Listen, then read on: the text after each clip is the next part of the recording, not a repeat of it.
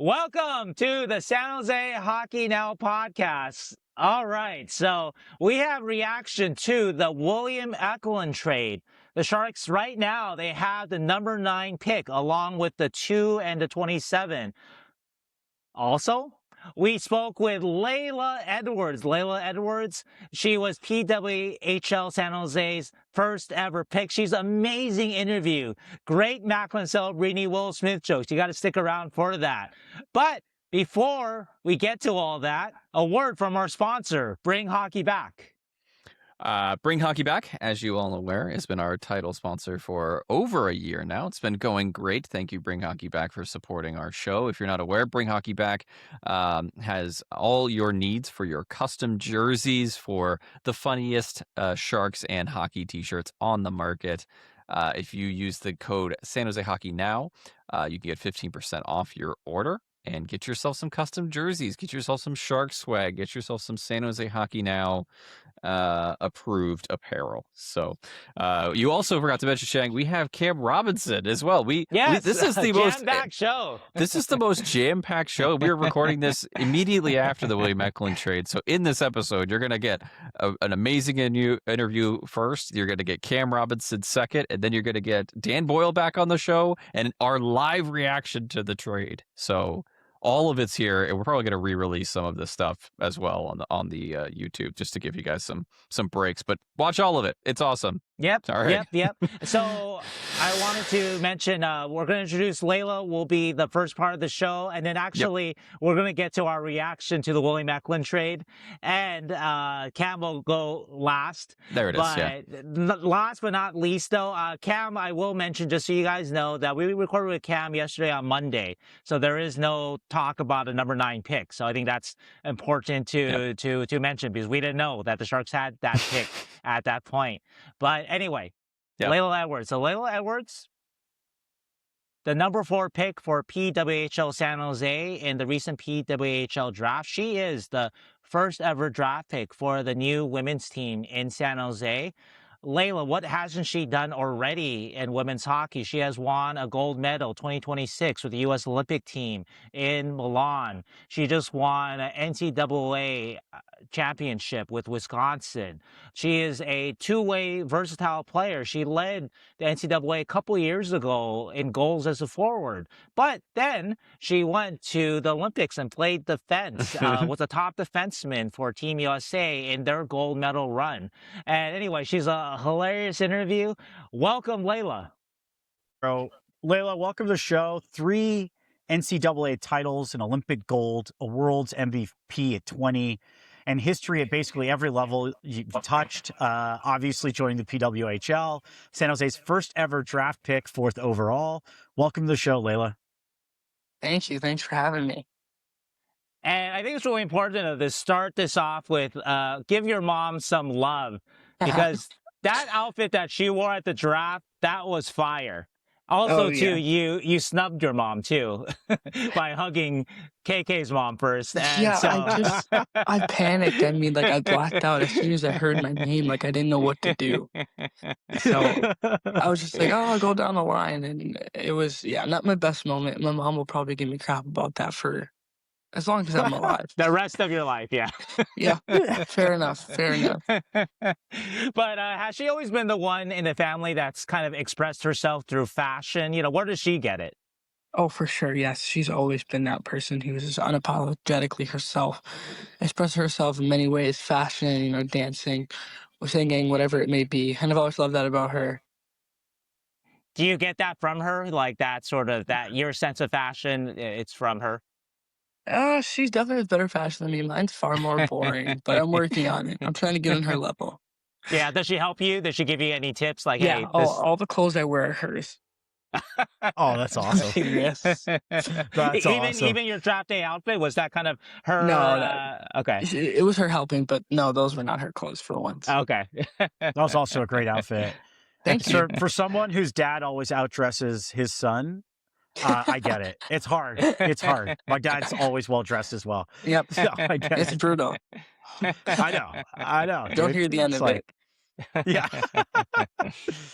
Well, so Laila, I wanted to say, I'm so excited for you to join, the new San Jose squad. And You too. I had my first child this year, Oh, and congratulations. there's this. Thank you. And it's like a running joke with my friends and family that my biggest fear is that she doesn't love the game of hockey. And so, when the PWHL got announced, I was so excited. And then when you got drafted, I got even more excited because of the representation Mhm. that's so important. And, in the post draft interview, you stated you don't take being a role model lightly. So, the question for you really that I want to know is, who did you look up to growing up? Because you were the first, a lot. Yeah. So who Yeah. are people that you look up to, and what things can sort of my daughter get excited about to look up to in you? Yeah, I love that question. I mean, there's a lot of people, obviously, and none that have, gone to the highest of high levels.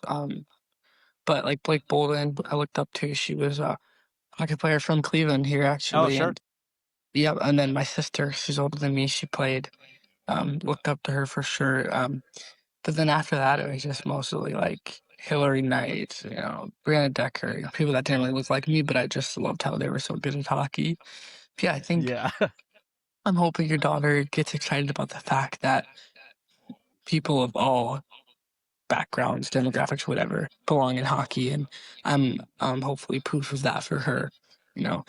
And if she loves hockey, which hopefully, um, Yeah. then she belongs. She belongs in it.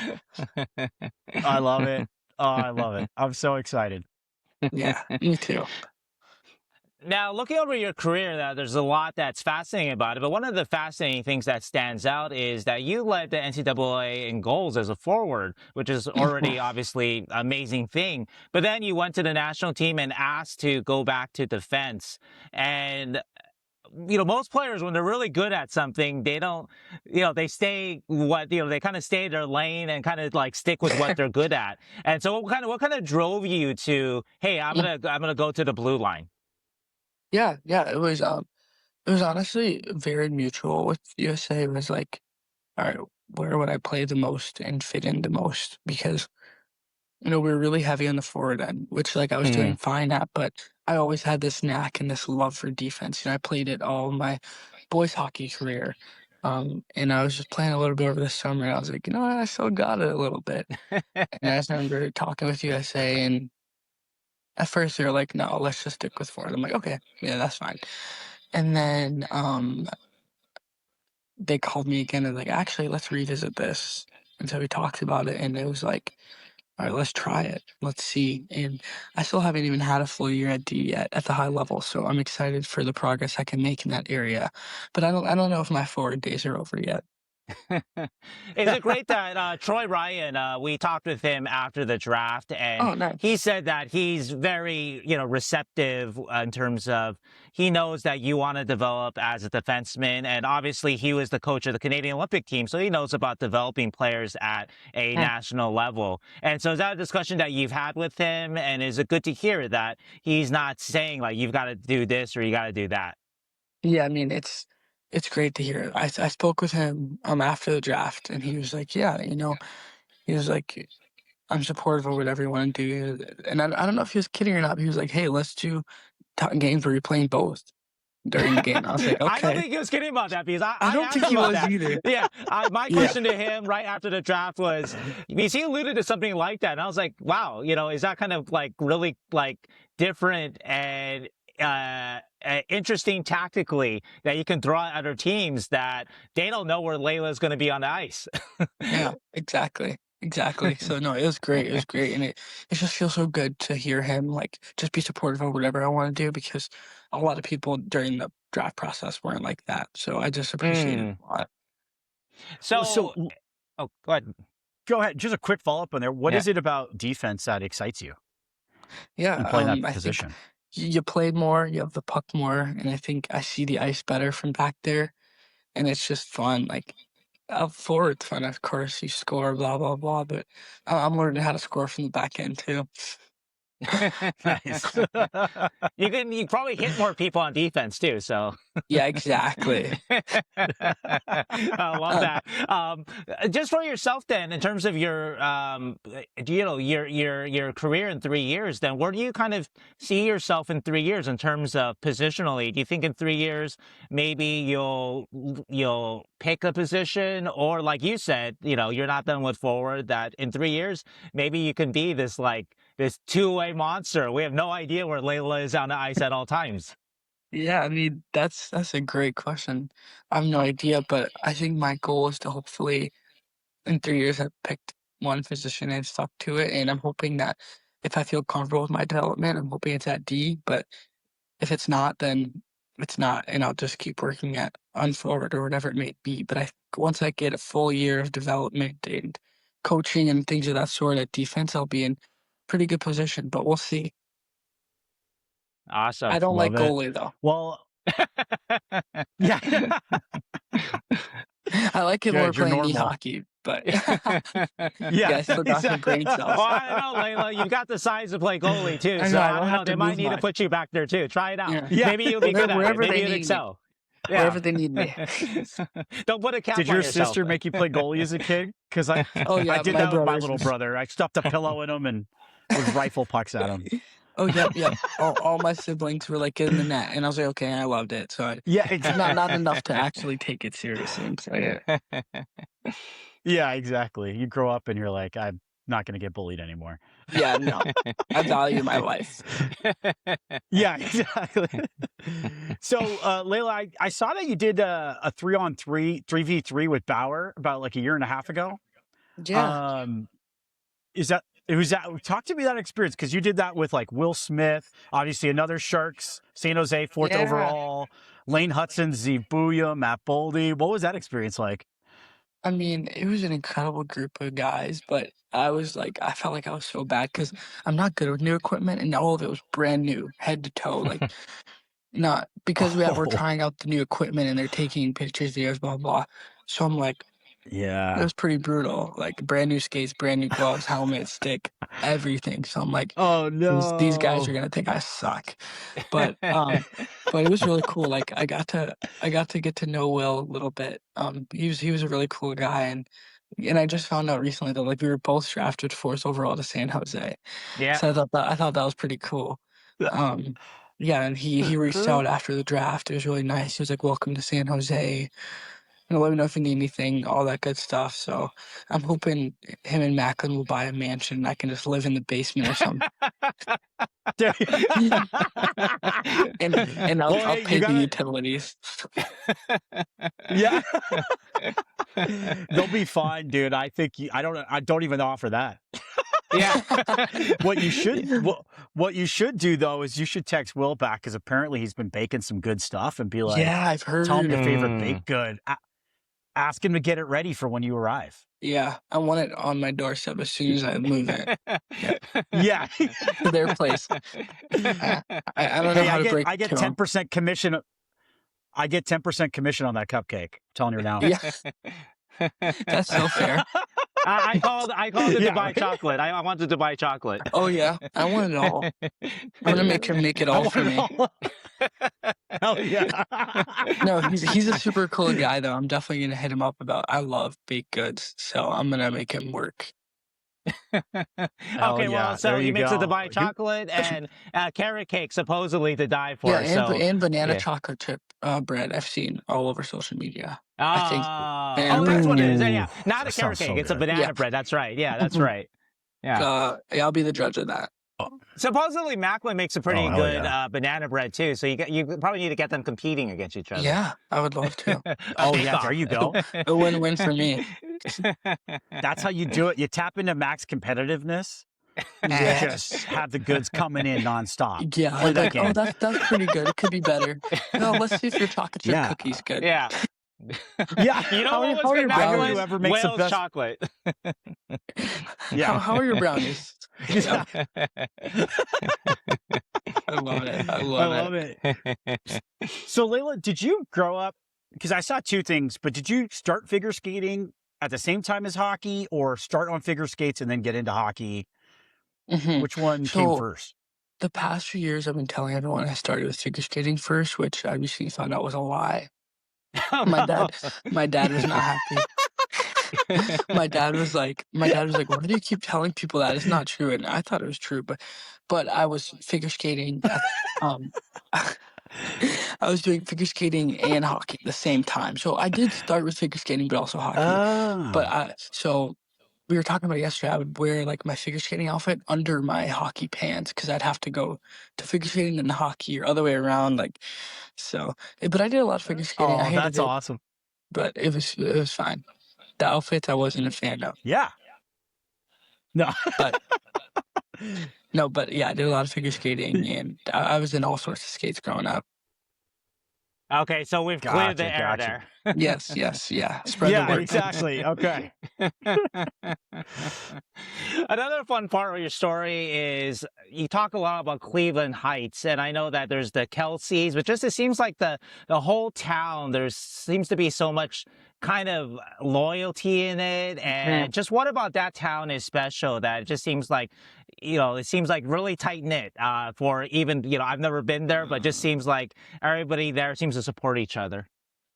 Oh yeah, I mean, I've traveled the world for years, and I've never been anywhere like here. It's like it's not beautiful, like the weather's not good, nothing like that, but it's just that sense of community, and there's like the diversity, and Oh, everyone is so welcoming and just so nice. Like I'll know a lot of people, but even if I don't know someone, you feel like you've known them your whole life. It's hard to put into words, but like I don't know if you saw, but they just threw me a parade last Sunday on Yeah. June 14th, and it was like there's so many people showed up that I didn't even knew I existed, or things like that. And it's just a nice and cool community, and like yeah, so hard to put into words, but everyone's just so supportive, even if they don't know you. It's like, oh, you're from Cleveland Heights, we're family, kind of things like that. So it's great, and like the Kelsey brothers say the same. Everyone from here says the same. Is that They kind have of how they yeah, kind of took you under their wing, kind of just because of that connection? yeah, for sure they did. And then it's funny, I even saw Jason on a podcast. He was like, you can just tell she's from Cleveland Heights, like that humbleness, that kindness. They're just talking about it, and I was like, yeah, that's just how we are here. And I think, and like those guys too, they're super humble and very caring and all that stuff, just nice guys. And they still love to come back here. And I'm like, you have all the money in the world. You keep coming back here. I'm like, that's how you know it's special. yeah. Is that your plan too? Absolutely. Yeah. Awesome. Well, I did want to close off with a little bit, and thanks so much for your time, Laila. A little bit about yeah. San Jose. And when do you arrive in San Jose? That is a great question. I'm still waiting to find out. I know I'll come at some point to just like do some of that media stuff or whatever it may be. But yeah, they said like the coach reached out, Troy, saying that they're just waiting for some of like the expansion stuff to settle down because they're still doing Right. signings and whatnot. But yeah, they sent information like where we're playing, where we're training, where people are like kind of recommended to live and all this good stuff. But yeah, I'll have to keep you guys updated because I have no idea. Okay. Oh, okay. yeah. Well, you need it because you need to know your moving date to Macklin's Yeah. mansion. Yeah, so Yeah. I just need to check in with them. Will said they'll be back in August, so I'll give them a few days to settle in, but they got to know their third roommate's coming. Yeah. Yeah. A few days to prepare the baked goods for you. Yes, but I want them fresh when I get there. Yeah, Exactly. the house Has been smelling perfectly like fish. timed. Yeah. I got to ask you, Laila. Everyone is wondering about the PWHL San Jose team name, and not that we're not trying to get information from you, but just like, what's a name that you like, maybe like that you've heard or whatever, or just yourself, one that you've made up that you just think would be cool. The San Jose ... Yeah, I've been thinking about it, and like, I don't have any insight, on what the names are gonna be, Yeah. but yeah, I not that it's up to me, but I would like to stay with like I think a lot of people want to stay with the like water theme, like Aquatic. the sharks, Okay. the bear, Yeah. aquatic, the sharks, the barracuda. And I'm thinking something along the lines. I like killer whales. I think San Jose killer whales. Oh, Okay. But that might Dude, be a little that's too my aggressive. that's my spirit animal, by the way. If Okay, I can we're be done. We gotta reincarnated do as it. any animal, Oh, now it's we an have to do orca. it. Now we have to do it, 100% Zubair. the best animal. I don't know why I didn't even think of that. You got my vote. Perfect. One name that's been popular on social media is the Hammerheads, because saw obviously that. the Sharks connection, but also too, Susan Hammer was mayor Right. of San Jose, instrumental to bringing the Sharks to San Jose. So Mhm. Yep. So I wouldn't be opposed to that. Yeah. Okay. I like the correlation with the other teams, and obviously it having meaning with Mrs. Hammer. So yeah, we'll see. Okay, very cool. I think that's last thing here. Like, so now you're coming to the Bay Area. What is the most exciting site? And I'm also counting San Francisco too, or Napa, or Oakland, or Monterey. Because Bay Area is amazing, right? So many cool things. Yeah. So what's the site that you want to see the most? Like when you land here, and after you have some Dubai chocolate and some banana bread, and what's the next thing you're going to see? What's the next? What are you going to tell Will and Macklin to drive you to? Yeah, they're gonna teach me how to surf, both of them, because I know they both know Let's how go. Oh, there you go. Very Do cool. they really? I didn't know that. No, I actually don't know that, but I figured. Isn't Macklin? Isn't his dad own the Warriors or something? He should know how to surf. Come No, on. not quite owner. He's pretty close. Not His dad owner, is but the you know what I director mean. of sports medicine and performance for the Warriors. Same thing. Same Yeah. thing. Yeah. But what do you want to see most out here? Waves. Yeah, Waves? I want to be Okay. like, I've never lived somewhere where there's like constant sun, just a nice ocean, like all that good stuff. Okay. So the ocean is not, so a lot it of far? like It's You know, not it's not far. but it's Okay. not like, so a lot of people when they come to the Bay expect like the export of California media, which is mostly Southern California, where Chang's Mhm. original from. And that's like Okay. San Diego's like better beaches, warmer. There is a Yeah. bit of like a colder vibe, but it's still fun. It's a great surf place. Right. If But you I want to can deal paddle with out, that. it's the best. Yeah, it's great. You Because get used I've to been it. living in Cleveland and Wisconsin. Like, this is going to be heaven. Oh, yeah. It's going to be improvement. Yeah, absolutely. Yeah. Like, The there people won't be yeah. as friendly, but it'll be It's the okay. weather will be a massive improvement.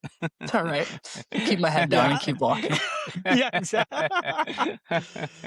So, tangent back to the killer whale thing, because I wasn't kidding about the spirit animal. Swear to God. I love that. Side note, I do an annual hockey tournament every Thanksgiving morning at like 5 a.m. We're doing it for 15 years.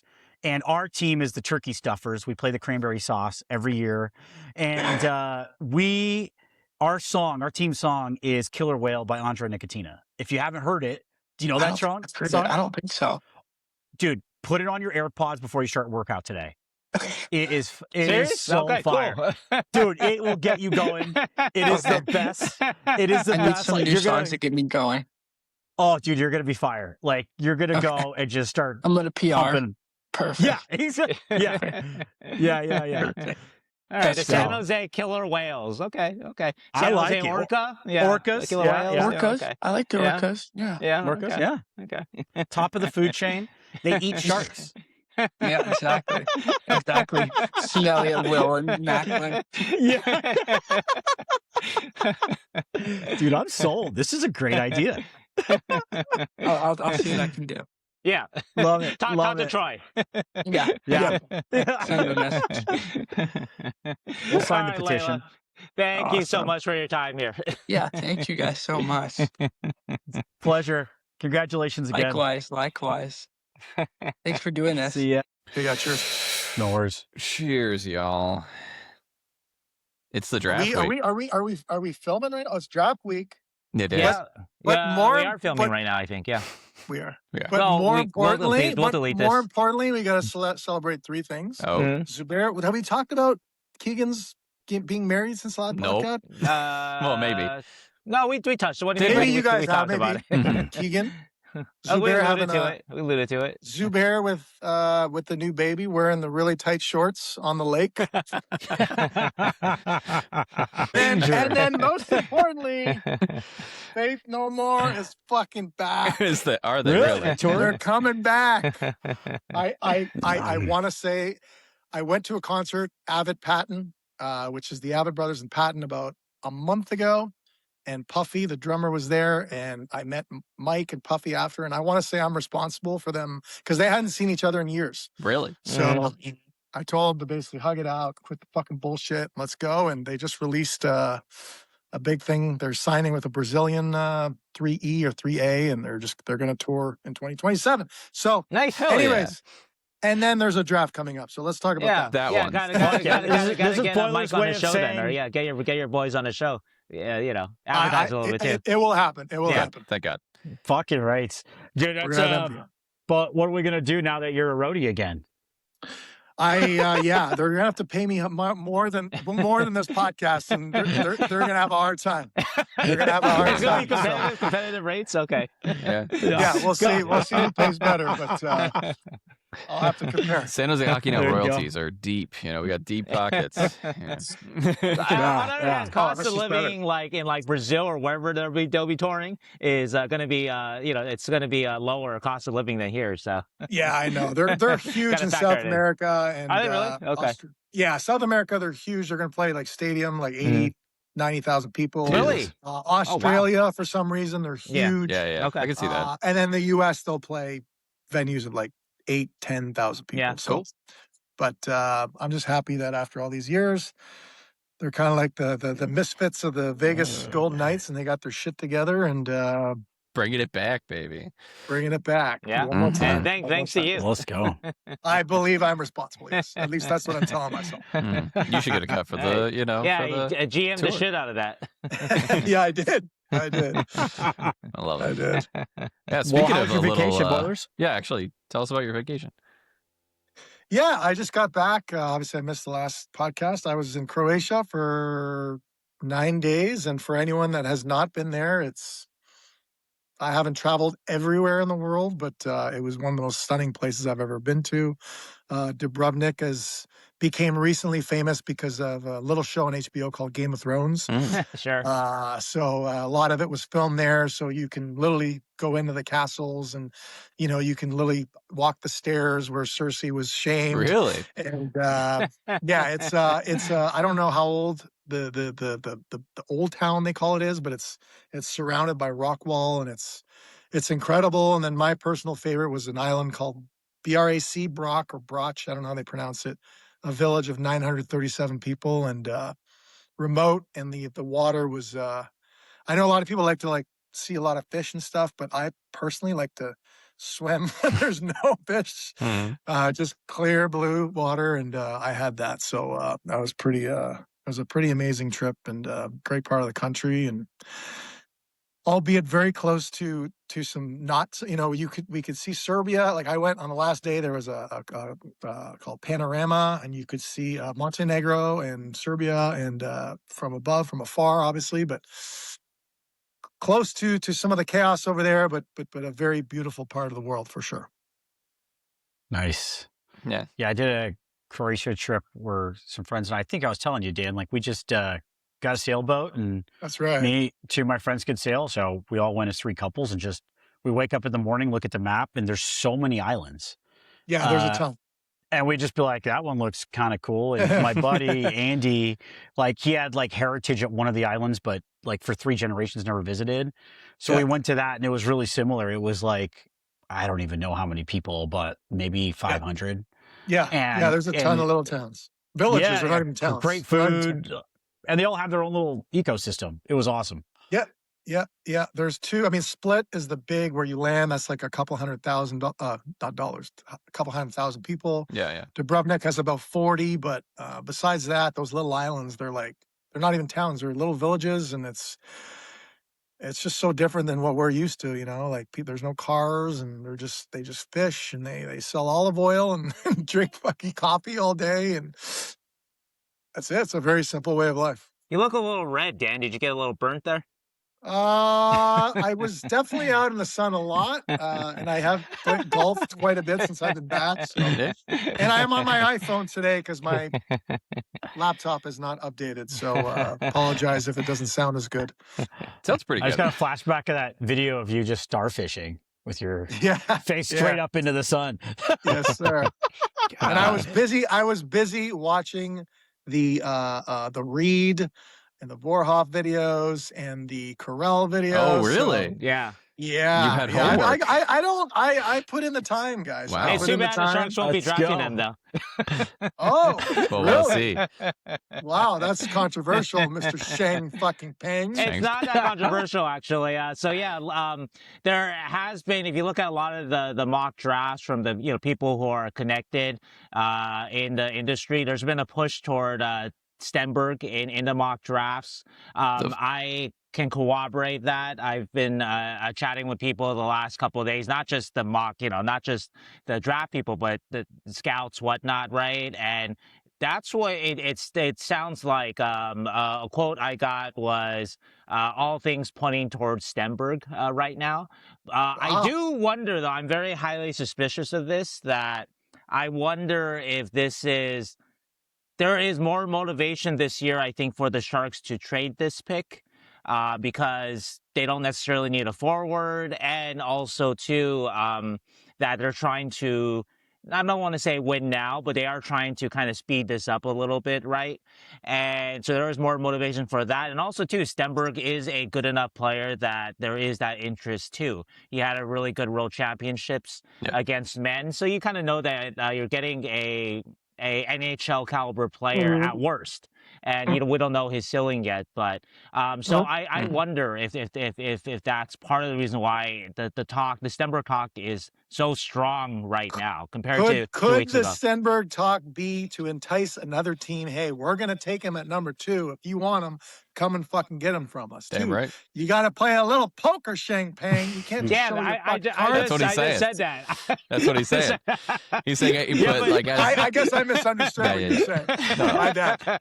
Because guys, It's okay. You're still in Croatia. It's all good. Yeah, so. Chicago, it would make a lot of sense. Chicago gives us a D-man. They move us down to 4. They take Stenberg at 2. I believe that would be the game plan going in, but Mm-hmm. as we learned from our discussion last time on the movie, our fucking draft day movie, anything can happen. Anything can happen. So I don't know. did want to add a note about that. I talked with Sharks director of amateur scouting, Chris Morehouse, at the Combine a couple weeks ago. I asked him his thoughts about the draft day movie. And he did make a good point that supports the football trades in it. That supports Kevin Costner's trades. That supports your love of the movie, Dan. What do you He say? did note that in the NFL, draft picks, high draft picks, they play immediately. Like you're drafting for next year, especially at the first couple rounds or whatever of the draft. Yes. Unlike in hockey, even if the top number 5 pick, you may not see him if for 2-3 years or something like that. But in the NFL, though, if you offer 3 second-round picks for number 6, even though that is still a little out of whack, but you are offering basically 3 players who can play for you next year for one player who will play for you next year. Yeah. So there is a little bit of that. So anyway. All right. Love to hear it. It's a great movie. Oscar-worthy performance from Kevin Costner. You don't have to kiss up to Dan like that. Well, I was sucking up to Kevin Costner. God. Let's see what Mike fair. Grier has up his sleeve for the draft this week. Hopefully it's something exciting that we can be discussing for a little while. So we don't know. Well, go ahead. Yeah. So you did watch the Reid and Carels videos. What do you think about these players? I did. So I will preface what I'm about to say by saying that you guys, 3 of you guys, have been watching these guys all year long, have seen probably hours of tape, have read hours of opinions from scouts, and you have a way more informed opinion than I do. I've watched them both one game. Shanger, you send me their shifts during one game. So complete shift though. It was a complete game. The eye test for me just watching one of their games. So I'm not talking about what they did all year long. So mine is very I just want to preface by saying I only saw one game. But what I saw personally, I would take Chase Reid. And the reason is I felt that he was the better skater, number 1. I felt, is it Carels? Am I pronouncing it right? Carels. Yeah, it's Carels. Carson Carels. Carels? Okay. Skating wise, I believe Reid was the better skater. Now, I watched one game. Doesn't mean that this was par for the course for the rest of the season. But Carels to me fell a lot in the game that I watched. I think they're both about the same size, but I felt he was a little flimsier and he just happened to fall a lot in that game in positions that he didn't look as solid. Straight up, he didn't look as solid. So that's and then. What I like more about Reid, okay, of course, we would want a shutdown D-man and an offensive D-man, right? Yeah. We want both. We want Pronger and Niedermeyer, right? That's how you win a cup. But I believe for me and for what the Sharks need right now, they need more of an offensive type guy, Chase Reid, who's going to play a lot of minutes, looks like is responsible defensively, is a good skater. And what I did see and what I did like was the creativity offensively of sometimes getting up in the rush and doing things that are not what normal defensemen are supposed to do. And last but not least, or I might talk about it some more, the comparisons that I read, Zach Werenski kept coming up. Yeah. And that's a pretty fucking good comparison for me. Whereas AI, and I don't know where AI gets this information, when I put up Carels, the only one that came up was the Dickinson from San Jose. Yeah. Oh, really? That's weird. That's not fair. Actually, a popular. That's what AI pulled up. Yeah, AI didn't do a good job there. A popular comp for him is Charlie McAvoy. So if you see a little bit, again, he has that meanness to him. Two great defensemen, two guys you would want on your team. We obviously want both at some point, but for me, the need right now is the more offensive defenseman that seems to be a better skater. Again, based on what I saw. That's a fair comp. And then there's this thing where right-handed defensive D-men are so much more coveted. Sure. I don't know if that's true or not, but I will say that with Mac as a left-handed guy on the power play, that as a right-hand defenseman myself, when I pass to my right to a guy with a left-handed shot, he's a one-timer, and when he passes it back to me, Reid apparently has a bomb too, so he's a right-handed shot. And I like that right-handed defenseman with Mac on the left side. A little bit of less distance for the puck to travel, right? Whereas if you have your left-handed defenseman at the top of the point, a little quicker, then he's going to Mac, it's a one-timer no matter what. He's on the left side. But when Mac pops it back, then all of a sudden you don't have that one-timer ability there. So for those reasons, in the small little, it was 30 minutes of video, but from what I saw, I think Reid's the guy for me right now. Not to take away how good Carels can and will be, but it's a more pressing. What I saw from him was more what the Sharks need right now. My opinion. I love that's why I wanted you to watch it, just like to project out. Obviously, what you watch, that's not what they're going to be 5 years from now, but the tool like Chase Reid skating, that's something that you can kind of project out, and you can see if he gets a little faster, a little quicker, reasonably, and fills out a bit, and then suddenly, right, you've got maybe a beast of a player. Size is they're both, pretty much the same. So it's not like it's a guy that's 5'10" versus a D-man that's 6'2" or 6'3" or 6'4". Yeah, they're pretty much the skating. The skating to me, based on the video that I saw, I thought Reid was the better skater. Probably with what we're building here with San Jose and what I think is needed. Zach Werenski, we've mentioned on this podcast many times. That's the comparison that kept coming up. I don't know if we willed that into AI, but we might have. No, we didn't do that. I think he used that comp for himself as well at the combine. Oh, he did. So he kind of was like, I kind of modeled my game after Zach Werenski, and people have been saying that because he does love to rush the puck. He gets it deep. He kind of, does the creative things. Hip mobility, if you will. I don't know how else to describe it, but the shifting. I felt he had some good. He made some few tight moves and some tight corners that I really appreciated. When you're going back to grab the puck instead of getting pasted, instead of stopping the skate. We talked about Dickinson, how much I would love for him to just not stop and keep his momentum going. I just felt with Reid and the highlights that I saw or the shifts that I saw, he had a couple of those deceptive. Hip mobility shifts that I didn't see as much with Carels. But again, it's based on one game. The other thing with Reid too there that you touched on, which is interesting, is he's just always so balanced. He's always calm when he has the puck. He also embraces contact, and that's, I think, attributed to the fact that he used to play forward until he was about 14.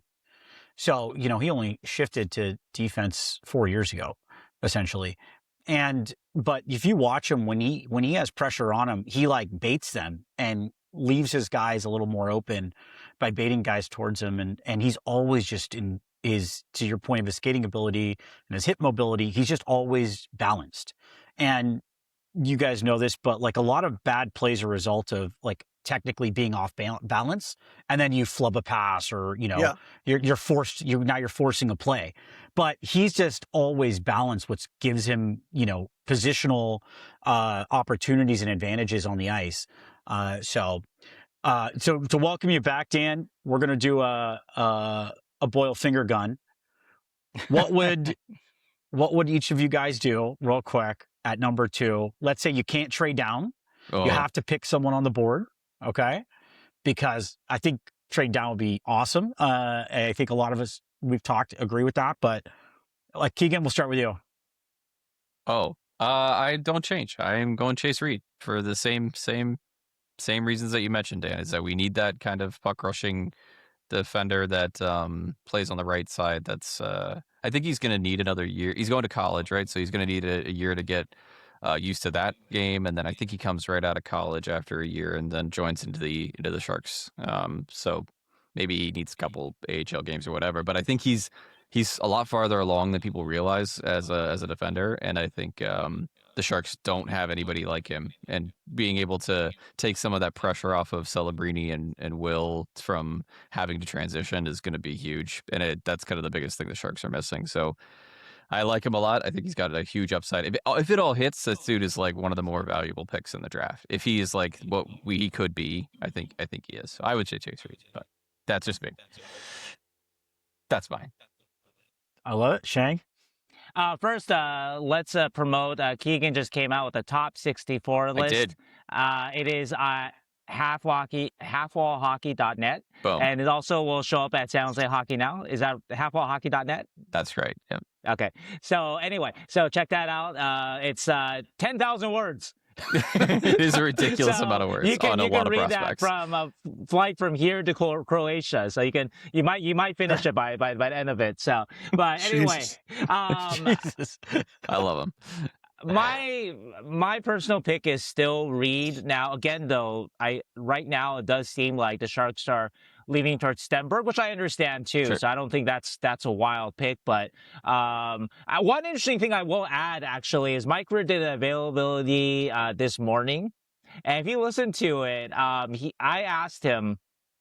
Mike said that this number 2 pick is the most sort of asked about pick that he's had in his time as a GM. And that kind of makes sense because it's a sort of a mix of, it's not that obviously the 2024 pick in Celebrini, that's the best player, but everybody knew that the Sharks weren't really trading that. And so there was no sense to even kind of start that conversation. The Sharks are also in a rebuild too, deep in a rebuild. So they weren't going to trade that probably. But here though, the Sharks are in a different competitive position where they're trying to obviously move forward. And also too, how much do the Sharks like Stenberg? Do they think Stenberg is like a clear-cut number 2, a guy who is like number 1 worthy?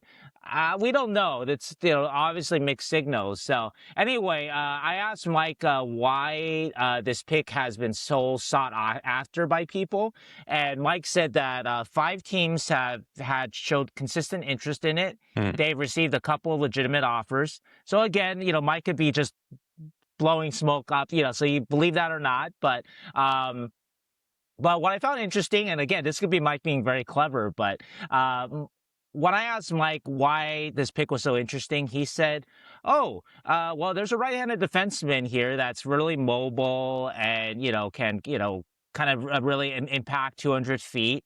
I assume he was talking about Reid. I guess he could have been talking about Verhoeff, too, who's also right-handed, but I assume it's Reid. He mentioned Stenberg.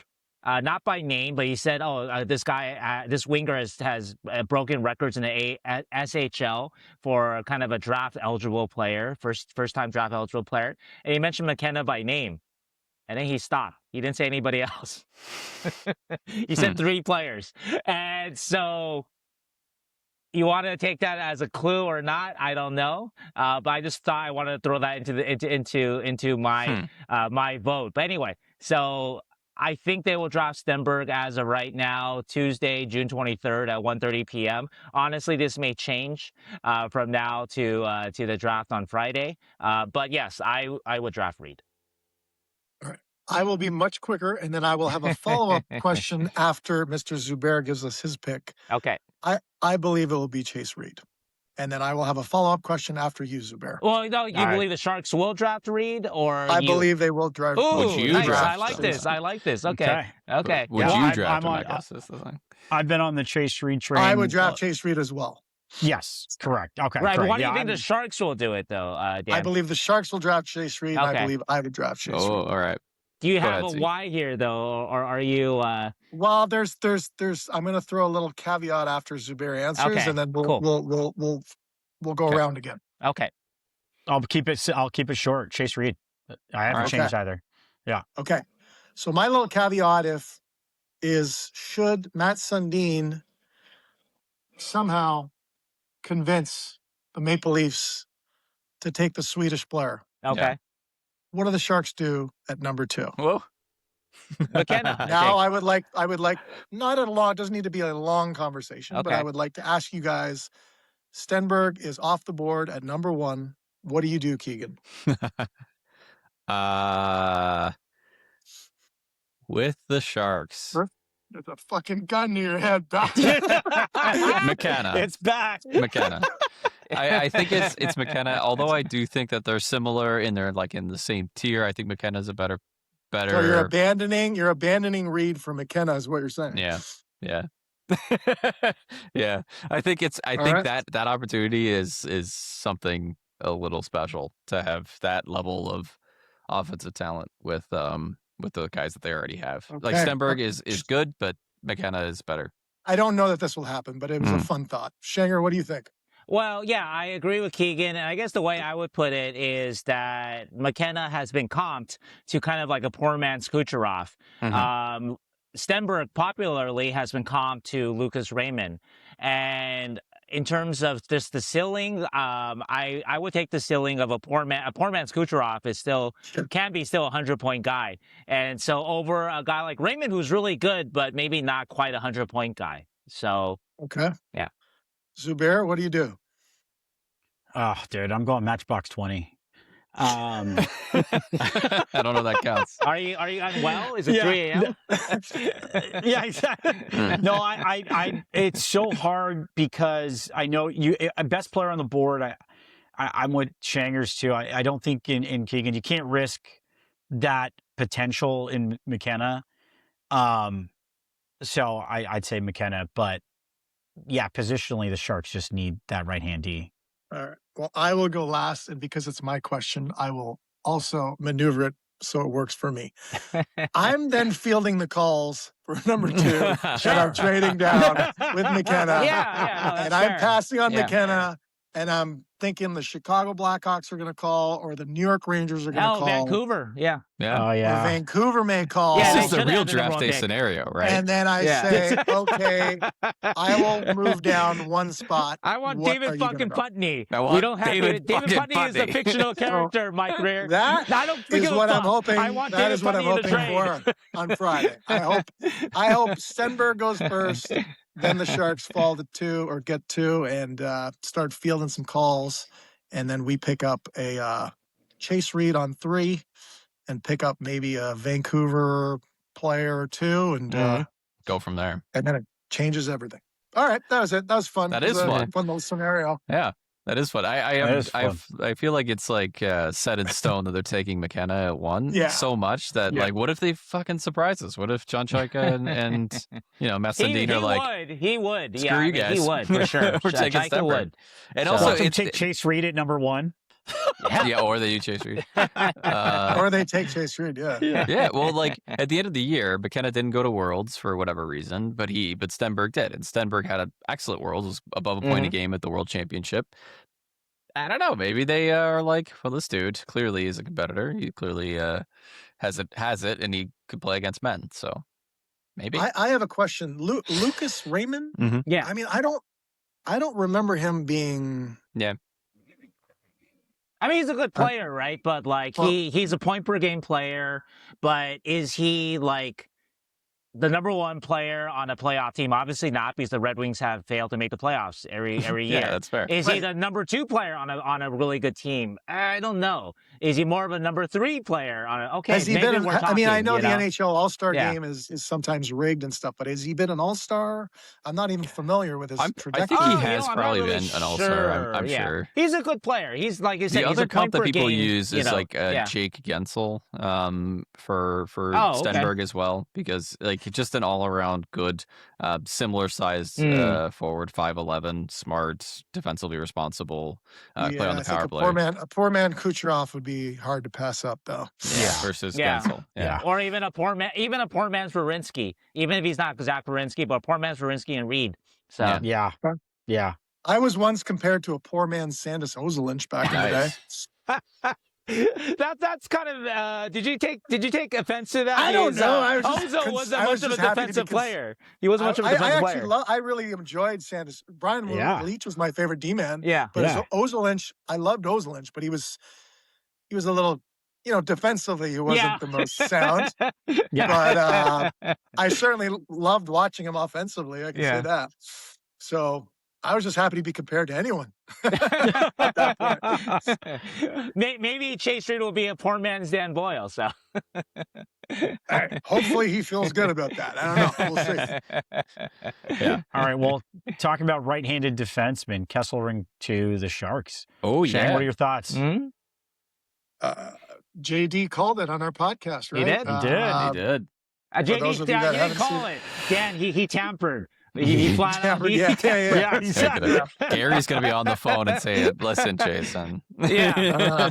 GM JD. I don't know. I don't know enough about him to comment. I don't know his game. I love the move. If I mean, obviously, I trust JD and sounds like there's some upside there. Sounds like he's on a down year, and sometimes all a player needs, hence the guy who's been through it, is an opportunity somewhere else. You're a 5 or 6 or 7, you get this much ice time. There's only so much you can do. And as we all know, sometimes a fresh start in a new team with more opportunity and not knowing his game very well, I'm hoping that's obviously what the Sharks are seeing in him. And hopefully this turns out to be a good move. I'm pretty excited to watch. Yeah, feels good to get a 6'4" right-handed D that has had at least a track record in the past of putting up some points and being that kind of two-way guy. So definitely something they needed for sure. Yeah, absolutely. He could throw down too. Like, he's a good skater, great shot, and he is a great he's great on the rush. He's good at that late man hopping in on the offensive side. So, yeah, I love this move. You move down only 7 spots. You can still get a decent player there. There might be a bit of a drop off, but worth getting an NHL right-handed defenseman at 6'5", like kind of a steal. I think it was a little expensive, actually, for the equivalent of the 7 spots, according to a couple of draft calculators, if you believe it, draft pick value calculators, if you believe it or not. Puckpedia has one that values the 7 spots as equivalent of a second-round pick, a mid-second-round pick, which is a little rich. I think there's another calculator that had it more at a third-round pick, in all fairness. These things have different valuations, but for a guy that last year in Buffalo was a healthy scratch a lot, played 34 games, had just 2 assists. But though, if you look back at his year in Utah, and if you get a little bit of that, he had, I think, 7 goals in Utah. He played some power play, like JD mentioned on our show, averaging about 18 minutes a night. If you get that guy, definitely there is, I mean, like I said, there is some promise there, right? I think there's kind of a question of, is he on a good team? Is he more of a bottom six? He was on a good team in Buffalo and he couldn't get himself into the lineup consistently. So there is some concern there. But we'll see. That's Yeah. that's opportunity too, though. You know what I mean? Like he was on a good team and he probably got slowed down and fuck, I couldn't crack the Florida Panthers lineup. Like, you know what I mean? Like I couldn't get in a Florida Panthers lineup, worst team in the league. So again, I think an opportunity somewhere else. And I got to Tampa. You did have 2 different injuries as well, so it was like he Okay, came in. so I don't know that's that. fairness. He Yeah. got injured But twice. I know I'm pro small guys. I'm really pro small guys. I love their place in the game, but I do like the fact that obviously Grier's building a bigger team, longer team. That's effective. You can have your big guys, and then it creates room for your smaller players and your shorter players. You just can't have, too many Dan Boyles or Cagnonis or there is room in the game for that. But on the back end, ideally in a perfect world, if you have 4 or 5 defensemen that are 6'2" and above, you're putting yourself in a good spot. And then, you have room for Cagnoni or Polkamp. who's the guy? Polkamp. Sorry about that. Polkamp, yeah. So then there's room. So I do like what Mike's doing with the size thing.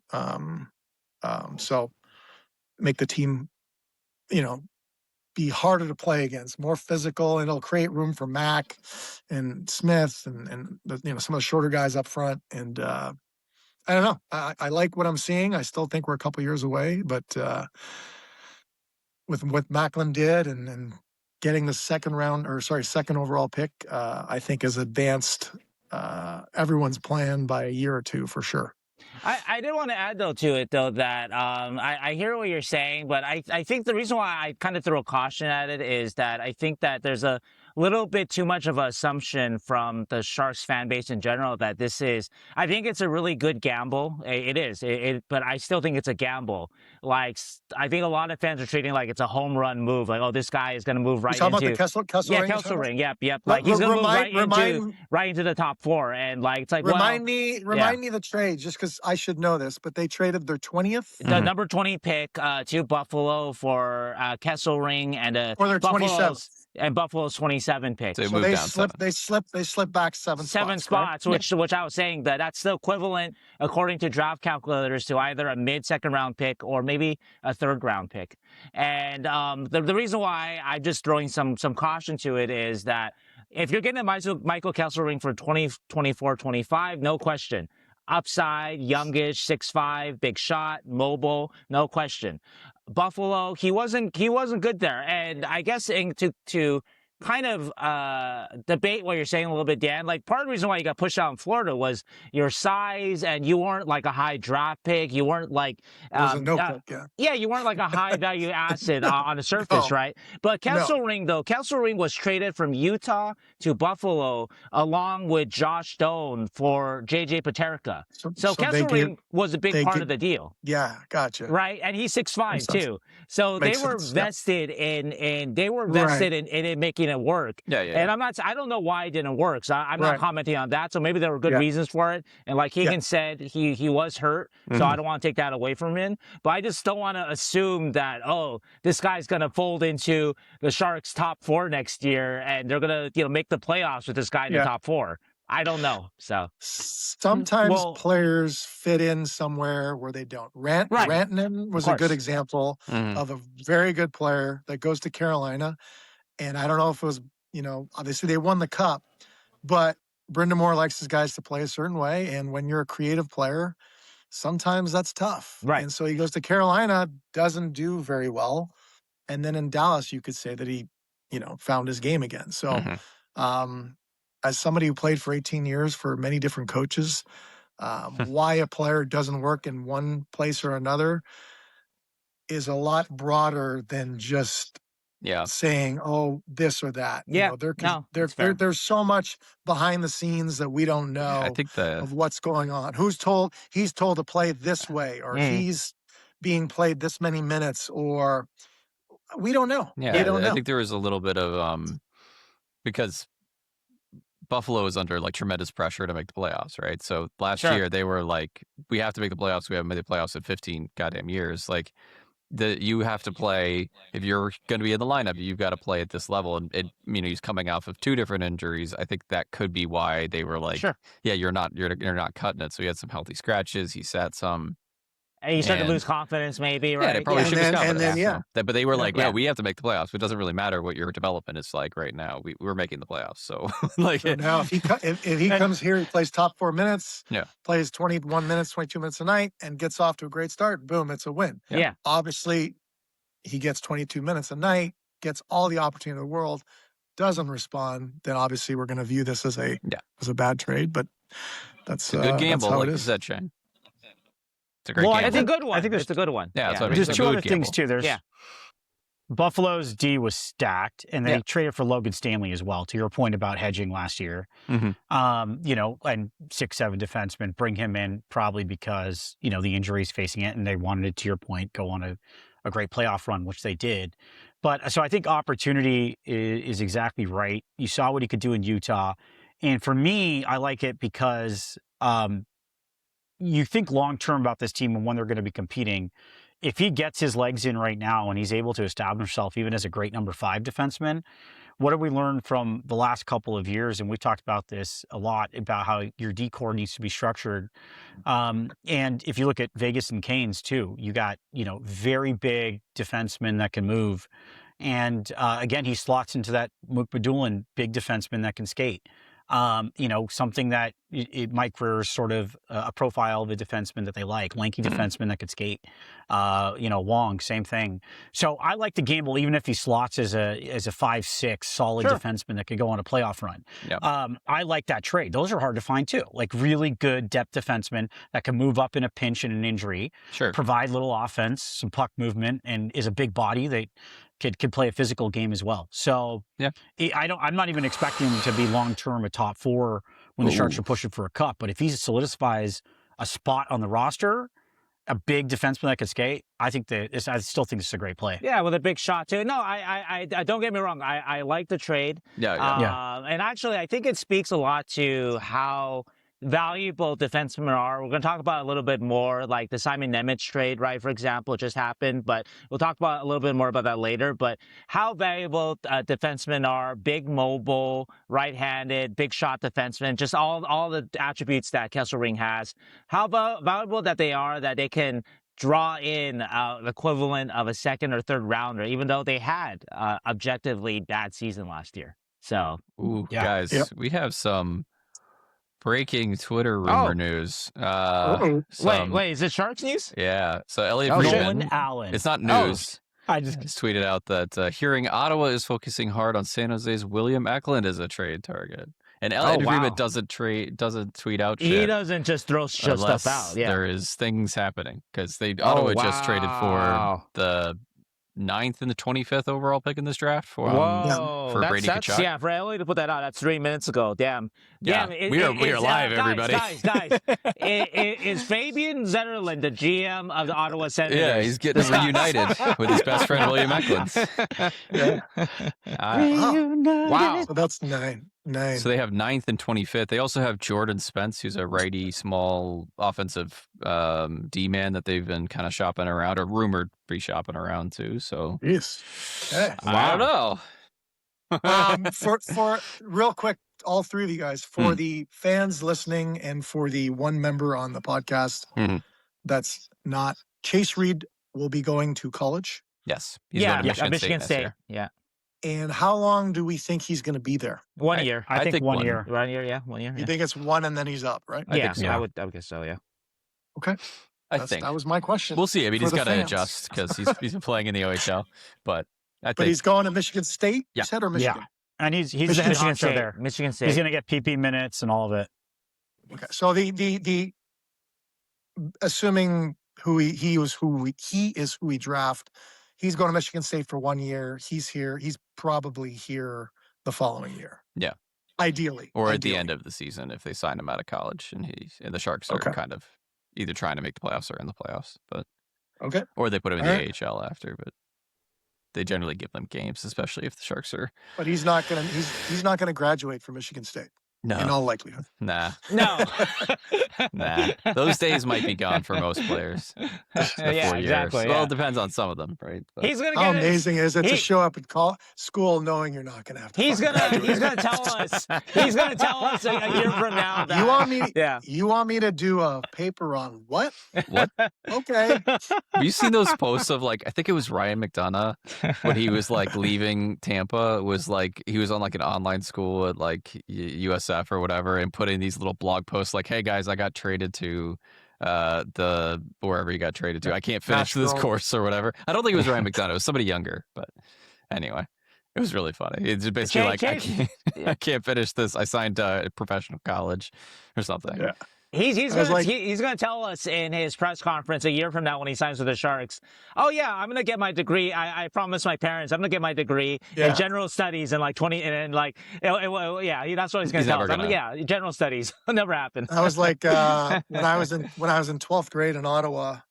I was like a B student. I mean, I was a hardworking student, but I wasn't like, But once I signed I went to Miami, Ohio, and once it was like a set and done, I was going no matter what. I still had like, I want to say half of the year remaining. And it was like, you go to school and you're like, what am I doing? Like you're learning about shit you don't care about. I know I'm gone. I know I've already got a freaking scholarship. It's just like, it's the best 6 months or 4 months of school because you just don't fucking care. That is the best. Yeah. If you can believe it, the fourth year of medical school is like that too. So no, I'm serious. It is. Did they show that in Grey's Anatomy or any of those shows? They should. That sounds like a good fourth year of time, medical because you kind of know where you're going to go afterwards, like what kind of you're going to match into a residency By program. that point, So you're kind of done. You're like, I've got my job lined up in 4 months. Just hang it out, learning whatever. I don't need to learn about stuff I don't need to learn about. Oh man, I'm looking at Ottawa's roster though. I know that we're kind of like going out of order here, but okay, I'm gonna say this. All right, I've got a man crush on Jake Sanderson. I lust after Jake Sanderson. He'd be amazing on the Sharks, but I doubt that's gonna happen. But Thomas Chabot is realistic, and he's not obviously the ideal guy, but he's a good player. He would help the Sharks. Obviously, Jordan Spence. He could help the Sharks too. They don't have actually though. I mean, Jake Sanderson's like the difference maker though. So you're talking about Eklund, what about Sanderson in the 9th for Misa? Woo! I mean, if they like Eklund, and I think if you're Ottawa and we're talking about like the PR part of this, like who would erase the sting of Brady Tkachuk leaving, right? And it would be a Stenberg. It could be a Misa too, but it would be something like that. And so if you get the number 2 and you get Eklund, then that suddenly changes the complexion of the whole week, right? For and you're Ottawa. getting Yakimchuk back if you're giving that and something else. I don't know. Yakimchuk, I'm not as I want Sanderson, but hell yeah. Do you have a man crush on him physically or his hockey game? His hockey game. So he's amazing. He's a terrific player. Did the trade happen? No, there's no trade. It's right now. It's just a rumor. Keegan's a trade. Well, but it's Friedman saying it though. So yeah, Friedman rumor, which is like he's only reported trades this whole week. Like that's all he's done. He's reporting things that are going to happen or are not that far from happening. Pretty much, yeah. Okay. FYI, I was having a conversation with my college roommate this morning talking about trading Eklund. So, I mean, all Sharks fans. I mean, honestly, he's been the seriously guy to leave. They read your conversation. He just texted me. He's like, "Grier's listening." Yeah, it's. I mean, I've talked to you with this guys, but I think it's a great opportunity to get some D, and I think he's a good trade piece. But I mean, we'll go in more detail on that at another time. I mean, it might happen in the next half hour or so, but yeah. I mean, we're still going to be talking for the next hour. Exactly. So. Dan has got to leave here in a little bit, so we only got to. Yeah, I got about 7 minutes. So I'd like to ask you guys before I go, what are your draft day plans? Draft day plans? I'm going to be in Buffalo. Exciting Buffalo for the draft. You're going to be at the draft? Yes. Are you going to be on the floor? Yes, I think so. Usually I am. They yeah. let you on that floor? Yes, they do. They No, even let when I went, they let me the on the floor. risers above the Really? floor. Yeah. Yes, they do let me on there, Dan. So. All right, so Shanger will be there. Keegan, where are you going to be? I'm going to be right here streaming for the San Jose Hockey Now fans live Nice, stream, so congrats. people can watch and we can follow the draft together. So Awesome. I will be Mr. Zubair? wasted. No, I'm not going to be wasted. I'm gonna be lakeside watching with my phone. Nice. I have my All right. laptop on the dock. All right. Well, I'm going to be golfing, but in the past, the Sharks have asked me to come to a draft party. They haven't asked me this year. I don't know if it's because they see Your what I mug. say about them on the side. your affiliation with the dark side. So. Yeah. So I haven't been asked, but usually in the past, I've gone to the. Maybe this is. I'm maybe assuming this they're going to have one again this year. Yeah, they will. Yes, I don't know, Dan. I don't know why you But even it is passed up. Friday is my golf Hey, day, but Becker, we'll see. Dan wants some free drinks, all right? Invite him over to. That's true. And I want to take. I got to get off here. I got to go take my daughters to their wisdom tooth appointment. But I have been mentioning Misa a lot, and it's been more fun for me to get your guys' reactions and stuff. So if he does actually watch this, I think he's going to be a good player. I'm not looking to get him out of town. That's it's why they're more not like inviting you because you keep trading him it's away. more just fucking messing around and just trying to create different thoughts and ways of things of going on. But he's a good player. He's going to be a good player. All right, Dan, before you leave, can I ask you, because this is like a big topic in the league now, Mike Babcock, him, there's a lot, you probably followed it a little bit when you're Croatia. And anyway, he's back. Yeah. He's back with the Oilers. And I saw know that, your experience was not, you was Olympics with him, but obviously it was Olympics. you talk around the league with players. Anyway, just what are your thoughts on that? I only know Mike from obviously the Olympics, and I can't say much about that because it's so quick. You have a ton of Hall of Famers on there. There wasn't much for him to do. I don't like hearing what I heard from like Winnick. I don't like hearing what I heard from Marner, from Franzen. Yeah, that kind of stuff scares me. And I guess seeing I don't like that. I don't like that. I've never been coached for him throughout the course of the year, so I can't speak for that. But I pray and I hope that he's learned his lesson. I know if I look at Torts, I mean, Torts was a very tough coach to play for. And by the sounds of things, he's to some degree, he's always going to be himself. But it sounds from what I've read, from what I've heard from his mouth, that he's adapted and changed a little bit, learning to trust in his players and, stuff that we didn't necessarily hear in 2002. But so as far as Babcock goes, I hope and pray that he's learned his lesson when it comes to respecting the players and not doing some of the fucking shady things that I heard him do. You don't want to be a fucking bully. I played for bullies. It's the worst. You want to, in my opinion, you want to play for your coach, not in spite of him. I'm surprised the Oilers are going there, to be honest with you, but I don't know what's going on in the background there. Yeah. Whoa, wait, did Eklund just get traded? Oh no. I'm not sure. That's what someone texted me. Oh shit. Okay. Traded. And that's what I'm looking at. Traded. Oh wow. Yeah, there's Elliott was ahead of it, but I don't know if they. Oh wow, this trade happened. Yeah. Wow. Oh god. It happened. Dad, you can't leave. I gotta go, but let's go. Give me the scoop. We don't know yet. We don't know yet. It's coming out yet. Yeah. Wow. I got 2 minutes. I'm gonna stick around for 2 minutes. Yeah, you should stick around for this. I think you're orthodontist or what? They would understand. Wisdom teeth. Oral facial surgeon. Yeah. Oh man, it just says Ottawa in San Jose. That's all it says. Yeah, Chris Johnson, I think, said that it's happening. Yeah, so. Anyway, Anybody have kiss guesses? of death. Elliott's like, Let's guess. I think this is happening. I think for Elliotte means it's happening. So I'm gonna guess 9th and Spence. That's what I'm saying. No, yeah, we'll see. Yeah, I don't know. I think they're taking advantage of just trying to fill the Brady void right now and trying to make some moves. Hopefully, there's some advantage being taken by the Sharks. If you get 9th down there, there's guys like Rudolph, there's Albert Spitz that are really good D. I don't think they're trading their 9th, Keaton. I don't think so. They just got it. I don't know. We don't know if the number 2 pick is a part of this yet. Yeah. I think if anything, they got their 9th and the 25th. That one's a possibility. I don't know that they're trading a 9th for Eklund. Eklund. Eklund was the 7th. Yeah, I don't think so. I mean, Yeah. if I mean, he's lost a little value, for Sanderson sure. is American, so if Sanderson asks for a trade, then that's a different scenario, right? So I cannot see them trading Sanderson. He's such a good D-man. if he asks for it, though, like, Tkachuk's so good too, right? So, but if the guy doesn't want to be there, that whole Olympic U.S. thing is really, really crazy. That's a whole other story, but how everybody is, just getting out I of love that that. we're doing this live. This is going to be the best podcast ever, you guys. We got to get this Oh, out Jim, immediately. I should be writing a story.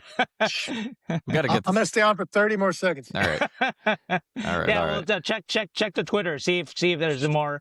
Oh, yeah. I'm a Twitter person. This also Yeah. might mean that they are Like, we'll see what everyone else happens, do it, but this might mean if they do trade Eklund, they're picking Stenberg. Like, no, there's they've traded. They've traded Eklund. That's what I mean. They're picking if Yeah, they it's keep the not- second they will. overall pick and they've traded Eklund, they're picking Stenberg. Like there's no. Well, we don't yeah. know. I Like don't you know. can, I don't know. Yeah, I mean, you can get something back from Ottawa. Ottawa does have a lot of good forwards that you can kind of tell yourself, well, there's a better fit there than Eklund for your team, right? So It's probably Maybe. a good time for me to do my Eklund piece. yeah. Okay, I got to go, boys. All right. I'm gonna keep watching on the way to my. Yeah, All yeah, right, yeah. Boyle, we'll All try to right. push this one out, so you'll see it Yeah. later on. Put Wow. that thing on All right, guys, ciao. See you, autopilot. bud. See ya. Hold on. I don't know how to. Okay, I'm an idiot. So leave studio. There. All right. Well, I guess we got to stick on this then. Yeah, it doesn't matter what we're going to talk about, Rest. This is, yeah. I have to tell my wife. She's she's gonna be pissed. She's every time she falls in love with a player, she loves Eki. She loves Zetterlund. She loved Middleton. They get traded every single time that she likes a player.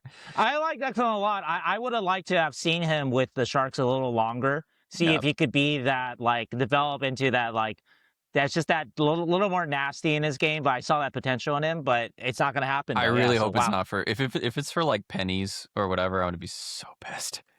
Like if it's I don't think so. I think they did value him. I think he's valued around the league too. So I think that's what we'll see. I could be wrong, but because we'll I see, do think but- that if you get that 9th pick, we'll see. Because like this could all be moot point in a minute. But like 9th pick, you've got guys like Smits and Rudolph that could be available, or even Verhoeff if he falls super far or whatever, or you try and go up into those D-man ranges, like or Gustafsson even. He's a great D-man. It's interesting for sure. There's D-men that are available there because that was like our original like place, Yeah. wasn't it 9th? I think it was 9th. Didn't we go from 9th to 2nd? I think we did. But anyway, we were all working the phones. Yeah, no, the Sharks did do that. Yeah. So, Wow, this is crazy.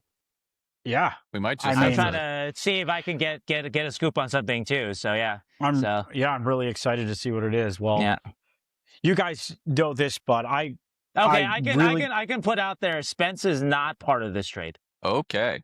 Yeah. Let me see. What else am I doing here? Oh, okay.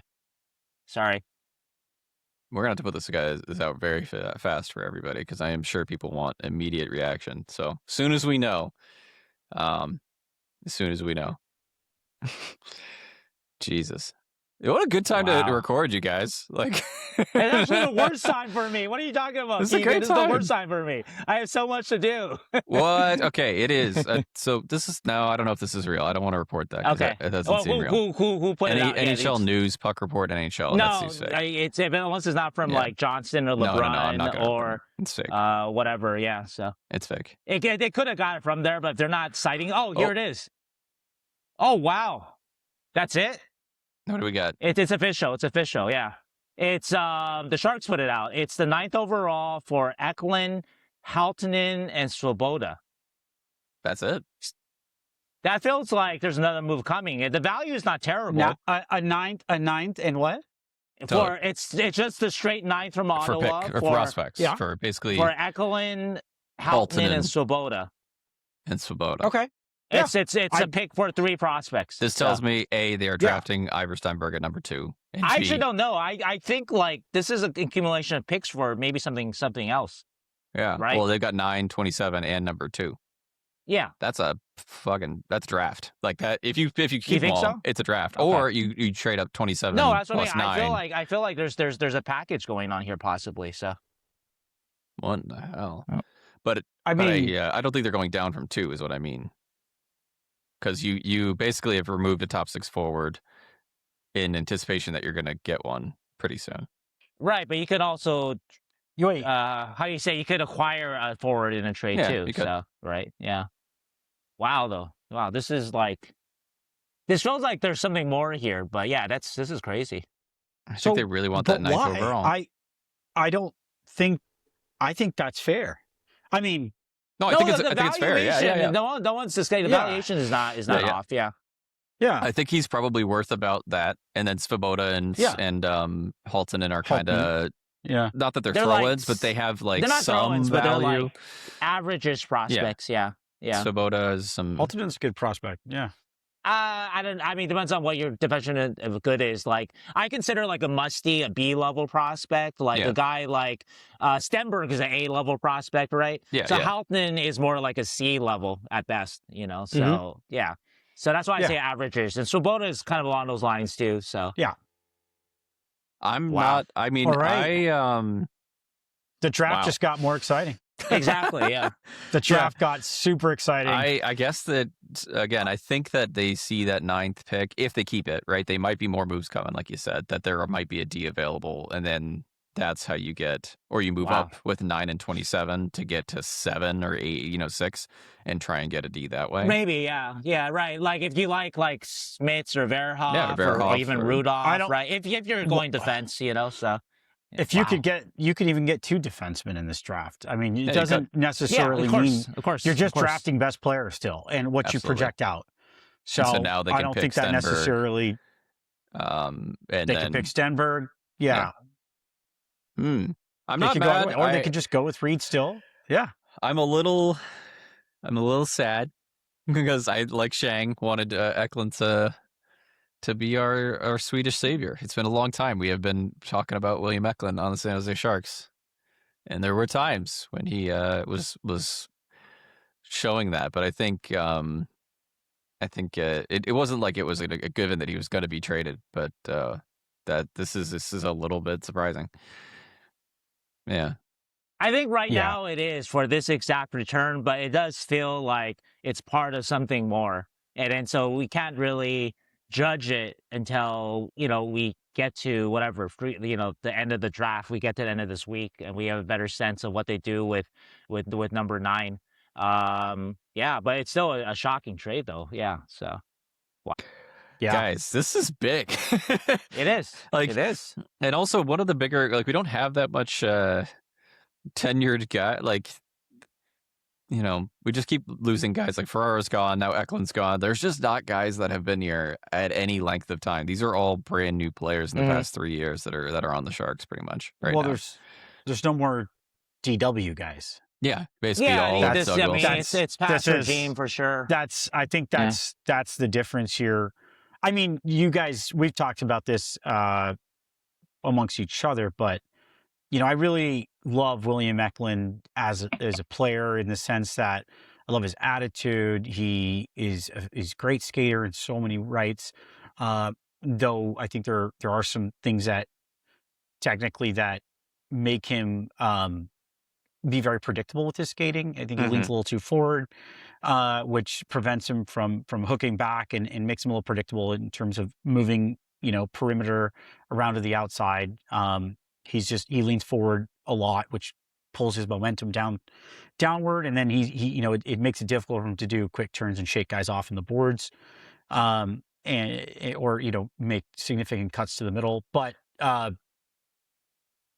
and I love his attitude. He tries his best, but fundamentally, I think this season, and people are labeling it an off season and stuff like that. But what I saw in his game, which I just think is difficult to change as well, is, he tends to be very predictable. He obviously plays mostly left wing, but he attacks the right wing, and then he tends to go wide. Yep. We used to see the spinorama on the left wing going wide. Now it's that shimmy shake that he scored that disgusting goal on.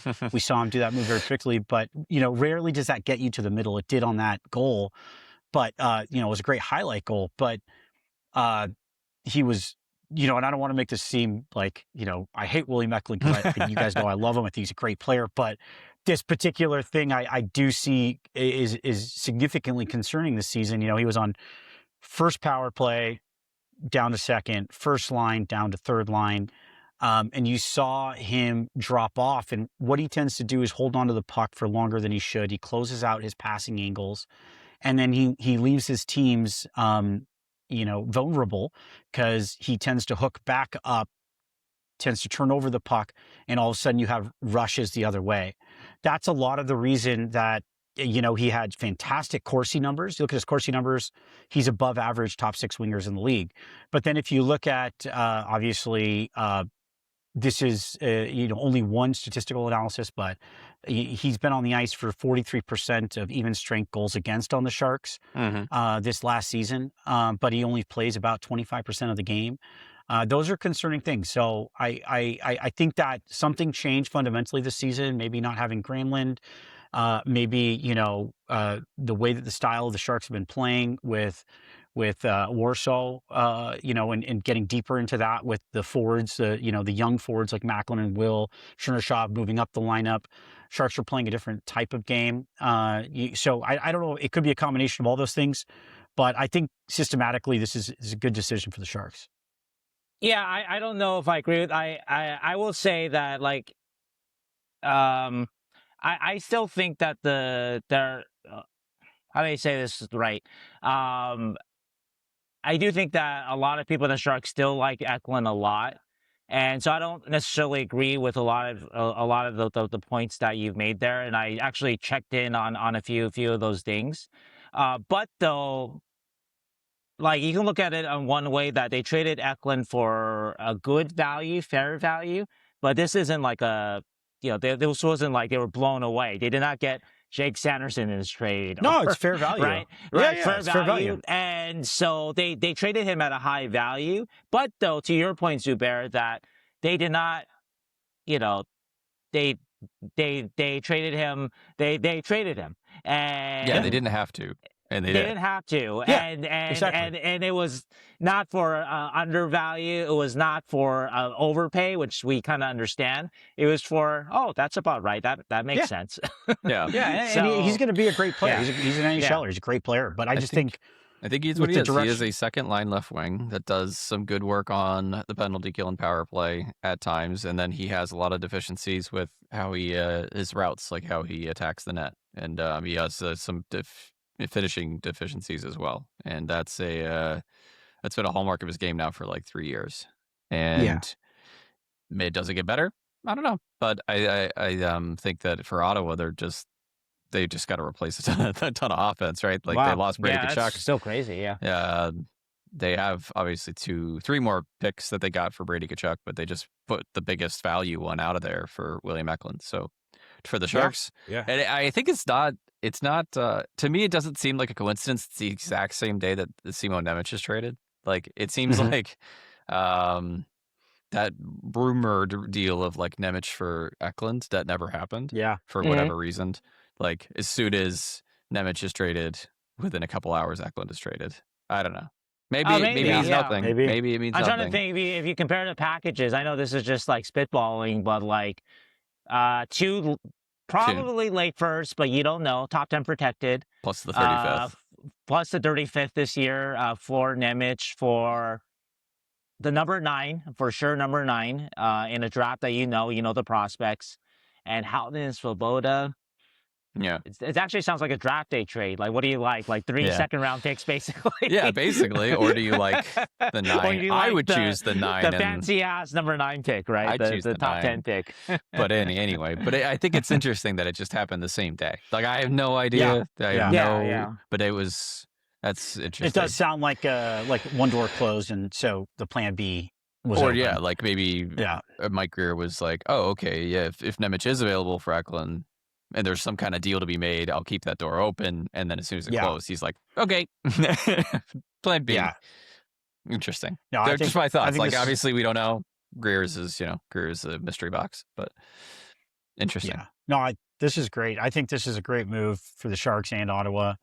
I think it's great all around in that sense. I think the best scenario now would be you get Stenberg and Verhoeff. Somehow Verhoeff falls to 9. Because you could see that in some mock drafts. Yeah, that would be absolutely. That would be that would be unreal. Yeah, that would be kind of crazy. Yeah, wow. Yeah, It's we're gonna miss Eklund though. Obviously, carried us through some dark times. Yeah, I mean, he was sort of like, and I mean, you're not wrong either, Zubair. That I think Eklund, and this is not on Eklund, like because he was like the Sharks' sort of shining hope as a prospect for a couple of years there. Like there was nobody even really close. I mean, number 2 was like Thomas Bordeleau for a couple of years, right? And there obviously were even way more concerns about Bordeleau's game that we've seen manifest itself in the NHL. But anyway, that like. It's easy to kind of attach to the one guy that like lottery pick, clear skill, clear personality, right? Big smile. And so, yeah, so maybe the fan base might have overvalued Eklund a bit there. But yeah, like it's sort of, it is sentimental though a little bit, right? Yeah, I know, especially for you guys who are fans. Like this is I've watched him so long. Like I've watched him you all the way. So much of his SHL, right? Yeah, I watched some SHL tape. Wow. I watched J20 tape of his. I watched every level of a William Eklund, and like just to see what he became as a player. And he is still, again, good player. But it's like, yeah, it's a little sad. I thought he would be. I think he slots, again, like I said, in that second line left wing spot, pretty good for a team. And the Sharks, I think he'll get there. Well, I think he'll get there. I disagree though. I don't think he's a top 6 winger. I think he's a third line winger. His best play this season. Yeah. His best play this season was on the third line. He looked really good on that third line. When he was playing with Sherwood too, because Sherwood was crashing the net and kind of driving. But play, you're talking about this. We're talking about projecting though, right? He's still just 22, and so I think he will end up where Keegan says. Yeah. Is he 23? Well, I don't think he will. I don't. Okay, but the reason that's fine. Yeah, you don't think so. Yeah. The reason I don't think so is because the issues that I and you guys know I watched a lot of shifts on him this season. I sampled every shift from 20 games, and been watching him shift by shift, and what I see, I think is things that, like Keegan said, when you watch him even at his younger age, there was a lot of critiques even before Warsaw and early on about how he looks for the perfect play and the perfect shot, but he closes out all these opportunities of scoring chances during the process of holding onto the puck, and they wanted him to shoot more, just get pucks on net, score some ugly ones, and he said he was progressing on that, and then he sort of, oftentimes when you're not. And this is all players. Like you revert to some previous version of yourself. If you're distracted from the game, maybe it was the injury in the offseason that caused it, something. But, it did seem like he reverted back to trying to hold on to the puck for the perfect play. And then, there is none. And all the angles are closed off by the time he's looking at those angles. And so I don't know. I those things are very hard to crack. And now he is 23. And maybe there's some part of it like the Pat Falloon syndrome where, the Sharks didn't rush him, but maybe there was a lot of pressure on him because of those like dark days where, he underdeveloped in certain areas. I don't know. I mean, I would argue that like he was, excellent in the first month of the season. He was excellent in the last month of the season. Mm-hmm. And so if you want to look at the other side of it, that if he had more months like that this past year, that we wouldn't be having this similar discussion. He's just 23, but again, no, I mean, it's fair though, that if that's kind of what you've consigned him to, like, on a good team, he's more of a third liner. We'll find out, right? Obviously, again, the Sharks, they valued him, but they didn't value him that much. And that's why he's not here. So I mean, 9th overall pick is a hell of a draft pick. It's a good value, but Eklund was a 7th pick, right? And you've added prospects on top of it too, right? Yeah. So And I do like Svoboda as well as a. He's always been projected as that like 4th line center, maybe 3rd line center if you squint really hard, but probably 4th line center. Yeah, he's not a bad prospect. I mean, these are Halttunen and Svoboda are like, Halttunen still I would needs a lot of say time. like credible C-level prospects. They're Yes. kind of like sweeteners. They're sweeteners, kind of. Both of them. I would say honestly. You don't make a trade around those guys, but if you add them to your trade, then okay, he can help me. He can help me. Yes, So, all of Twitter is on fire right now.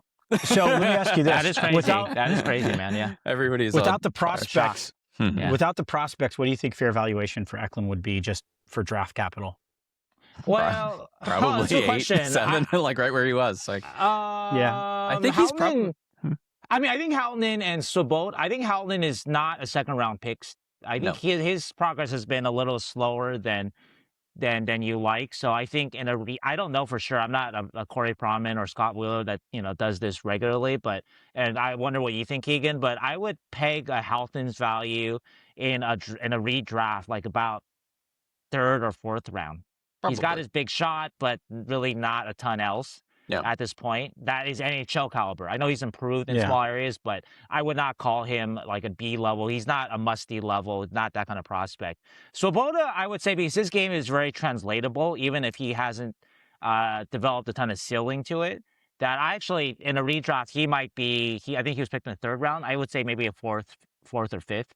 What do you think, Keegan? Probably a fourth. Is that about right? I think that would make sense. Okay, fourth. Okay, so fourth for him, third for Halttunen, I think. So yeah. So then just purely Eklund by himself, like I'm not looking at draft calculator, but like that might be like number 12 pick or something. I don't know, something like that. Maybe I did see somebody. Sorry to jump in there, Keegan, but I did see somebody put out like one of those like redrafts again 2021, or someone speculated just online. I saw in my like for me section of algorithm that Eklund would be now like he was the 7th pick of that draft. In a redraft, he might fall into like the 9 to 12 category, which sounds about right.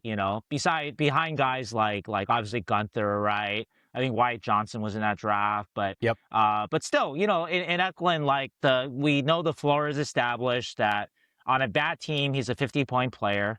Mm-hmm. But we also some people think, I think that he's a very competitive player, that I think he will be a winner. Absolutely. And I think that'll translate. So we'll figure out some of the issues that you're talking about, like the plus minus and, being more efficient and things like that. Like he cares and he'll I'm not figure talking that about out. plus minus as being an issue. I'm saying that's plus minus, man. So I know people try to dress it up, but the golden result percentage is plus minus. It is. I'm not stating that as alone, because there's other people that have bad plus minuses, and you could be on a bad line. There can be different reasons. Okay. I think what I'm stating is that like the rationale and his routes that he takes as on the perimeter and where he turns over the puck. There's a reason why his Corsi numbers are so high relative to his goal differential at even strength, where he's bottom 5 in the league last season. And his Corsi numbers are great. So when you actually put the eye test to those two data points, what you find is he carries the puck around the outside, he hooks, he turns it over when his other offensive players are deep, creating an odd man rush the other way, which has one of the highest rates of scoring against available. So not being able to hold that puck down low or dump it in, or, be aware of where your teammates are at the right moment. Those are the fundamental issues that I feel are very difficult to coach out at times, unless he's playing in a very particular system. I actually think he'd play well in like a Carolina system, where you have guys that are playing it safe. They know how Eklund's playing. They have him go down low. Your D's moving, so he can hook back at the right moment. Sharks D also is not mobile. I don't think it's a player alone thing. It's who is he with, who's he playing with. So it's a lot more than it's a little reductive to say it's just like a plus minus thing. It's looking at that with Corsi relative to what the eye test is doing. What I'm saying is that he would figure that out, though. So I'm not reducing it just it's all that, right? And I would add that, like, statistically, the stats show that he actually is good holding the puck. In terms of offensive zone possession. That's no, that's not. That's actual possession. It's along the wall holding the puck. Yeah, he's really good at it. Yeah, and so that's something that, okay. So maybe I misunderstood you. I thought you said that that's something that he's not good at, and I think that is something he is good at. But he's holding it too long, and he's kind of missing opportunities when he moves his. I think he's grown in that area though a lot over the years, though. That's fair. So all right, let's start talking about how William Eklund is or is not a hockey player. He's no longer a San Jose Shark. Sadly, he is no longer. Yes, sadly, because I love William Eklund, and it's a little sad, I think, for Sharks fans to see him traded, especially when you don't get a player back, like you don't get something to grab onto, and also when there's this much uncertainty with what we're gonna do with the 9th overall pick. Zach Werenski is out there, right? Like the rumors that he True. is possibly considering a trade. Maybe Grier just wants to have the ammo to do it, right? And he thinks that he doesn't want to trade two, or he, whatever. He wants to have more ammo. And maybe somebody like Columbus isn't really interested in Eklund. So I mean, he wants the you ammo. compare that if Quinn Hughes is the sort of the benchmark for a trade like that, and people have talked about that online, how the Brady Tkachuk trade is like there's now a baseline for that, and all these other kind of deals. So yeah, I mean 2 through 9, I mean that's that is arguably like both 2 through 9 could arguably be a better asset than Zeev Buium, who was I guess the centerpiece of that deal. Marco Rossi's a nice piece too, and Olgren's a nice piece, and a kind of a late first rounder, right? But like number 2 pick is more valuable than Buium, and you can argue like at number 9, whoever that is, Smits or whoever that is, can conceivably be me. So yeah, I mean 2-9, another prospect. Bang. If they felt like it, right? But then we do just like open up a huge hole in our top 6 or top 9. But that's the area though that the Sharks do have like prospects. Yeah, right. Like even if you don't draft Stenberg and you let Eklund go, like there's Chernyshov, there's Graf, Smith and Celebrini. You can sign somebody, right? Like, what's the easiest thing to sign over the summer? A scoring winger, probably, right? Yeah, that's fair. Mason Marchment's out there, right? Yeah. That sounded like a player that the Sharks, I think, like, were interested. I don't know for a fact, but there was talk about Marchment like not wanting to go some places last summer. But he sounds like a Sharks type of player. This is exciting. This makes our live stream like way more exciting if you guys are interested, because like I now get to make picks 2, picks 9, picks 27 this one should for be myself. A live stream right now, so yeah, it should be. We're gonna have to rush this one out for sure.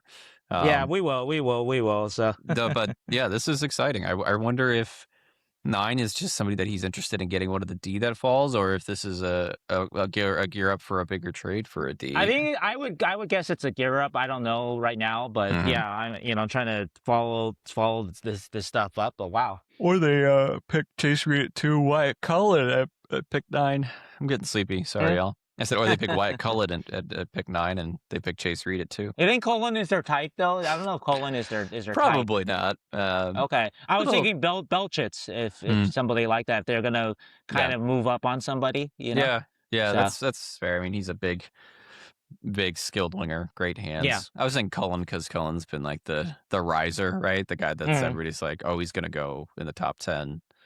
Are people kind of going with that now? Okay. Yeah. Him, Malte Gustafsson.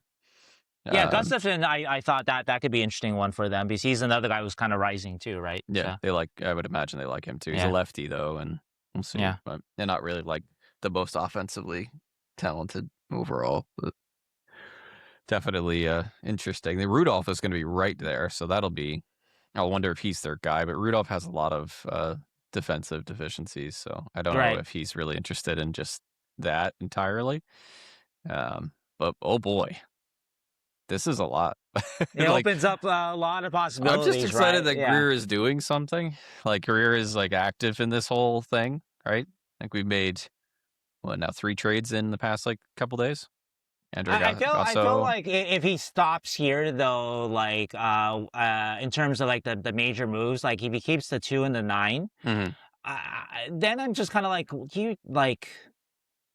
that to me is a question. I have questions about that because whoever you drop the number 9 and whoever you think he'll be, and it's going to be 3 or 4 years where you have a player in Eklund right now that can't help you, whatever his deficiencies are, and so I don't know. I think Stenberg helps you more.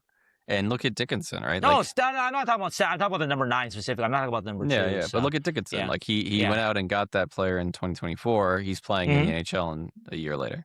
Yeah, but that was a different Sharks team. That was a different I think I feel like I mean, I don't know. Yeah, I feel like if the number 9 isn't going somewhere else that helps them right now, then like obviously you can do a lot in free agency and other trades, but like that's a big asset in Eklund that you've moved out for something that's not going to help you next year. I guess unless it's Albert Smith's, and he will. But that's just my opinion. Yeah. That's a little bit of like it's expecting. That's a little bit of hoping. Yeah, right. Yeah. That's a little bit of hope, I would say. So, so that's but I don't know. Wow, yeah. That's like I said. That's crazy. Did we have a lot of other topics here to talk about? I know we were going to go through Mike Grier's availability we have a lot, and all this stuff, but honestly, I guess we can just run through it really fast because I mean, I don't know how much of his availability is bullshit now. Yeah. By the way, it's not. I mean, it's not. I'm kidding, Mike. Mike, please don't hate. Yeah. Well, no. I mean, no. I think like. Okay, we'll just run through it really fast, just to say we've done it. I think Zubair will be back too. Zubair went away for a little bit there. Yeah. But anyway, though, Mike did say in his availability that they were interested in Radish. He was on their list if he hit free agency on July 1st, but he did make a point of saying though that they did not engage Tampa and try to trade ahead for Radish, which I think tells you a lot. It tells you that. Maybe that Radish was going to go to Toronto no matter what, because, then there was no point, in even engaging in a trade, because Radish is from Toronto, and also too, Toronto was willing to give Radish a 8-year deal. Had to be signed with Tampa, sign and trade, but still, maybe the Sharks weren't going to do that. Yeah, for sure. And so, so basically it tells you that their interest in Radish probably wasn't as high as Toronto's was, probably. Or maybe they knew that even if they offered 8 years to Radish, that he was going to go to Toronto. I don't know, but if you threw more money at Radish, because the Radish deal, actually, I don't know what you think, but my issue isn't AAV. $8.5 million for a guy that like even at his like low, because last couple of years he's gone like I think plus 35 points with not as much power play time. So he's a guy that even if he doesn't hit 70 points next year, like. You feel pretty good that he's still going to be like a 40, 50-point guy, going to help you on PP2. Playing 20-plus minutes, Not embarrass you on PP1, obviously, even if he's not going to pop in 20 goals. And, he's still going to play you 20 minutes and be a valid player on a good team. And that's, in this cap day and age, that is worth $8.5 million, if he's a top 4 defenseman, at least. But obviously, it's a term. He's 38 years. That's a lot. So I understand. But anyway, so he did say that about Radish, which I did find interesting, and kind of gives you a signal of maybe what he's looking for, and maybe, again, how interested he was in a 30-year-old player like Radish at that kind of commitment contractually. Wants to bring back Desharnais, Mukhamadullin, and Ostapchuk. So Mukhamadullin and Ostapchuk are RFAs. You assume they'll be back. I think Mukhamadullin, obviously, some fans were concerned about it, but they don't have a lot on the blue line, so that's why I think we were consistent in saying that. Of course, they're going to bring him back because. Who else do they have? So right now they don't have a lot. Desharnais makes sense. We'll see if Desharnais could have priced himself out a little bit. He had a good season with the Sharks, so I think he may have opened some eyes there. So we'll see. We'll see if they can come to an agreement. And Keegan, I'm just running through this, so stop me if you got it. If you want, I agree with jump on anything. I agree with that. I want Desharnais back. I think he's that third line or third pairing, right? D that they're looking for. So I'm hopeful that he's back. And then come back at a solid, I don't know. I'm just throwing out numbers because the rising cap does change things, but like even 3 for 9, a little high, but you like him 3 by 3 in the room too. That's 3 by 3. Yeah. So not 3 by not 3 and 27. So whoa, Jordan Kyrou is being traded to Washington. What the fuck is happening? What the fuck is happening? It's gonna be a really boring day on the draft stream. Actually, all the moves are happening. What's that trade? I think it says I think it's the 16th. Connor McMichael, who's a good ass player, and Milton Castrine, who's a good ass prospect.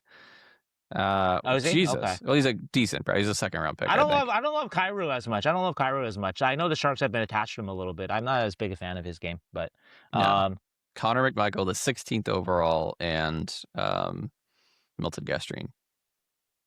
Gastrine, what do you rate him in a prospect? You know, we're talking about like Halton's I a think C. he was like an and early second, and Musty is he's a a B-ish. good player. I put him as like a B-. You know, Right now Yeah. he's a B-. Okay. I would say All right. B-. Just curious. Okay. Yeah, he was last year's 37th overall pick.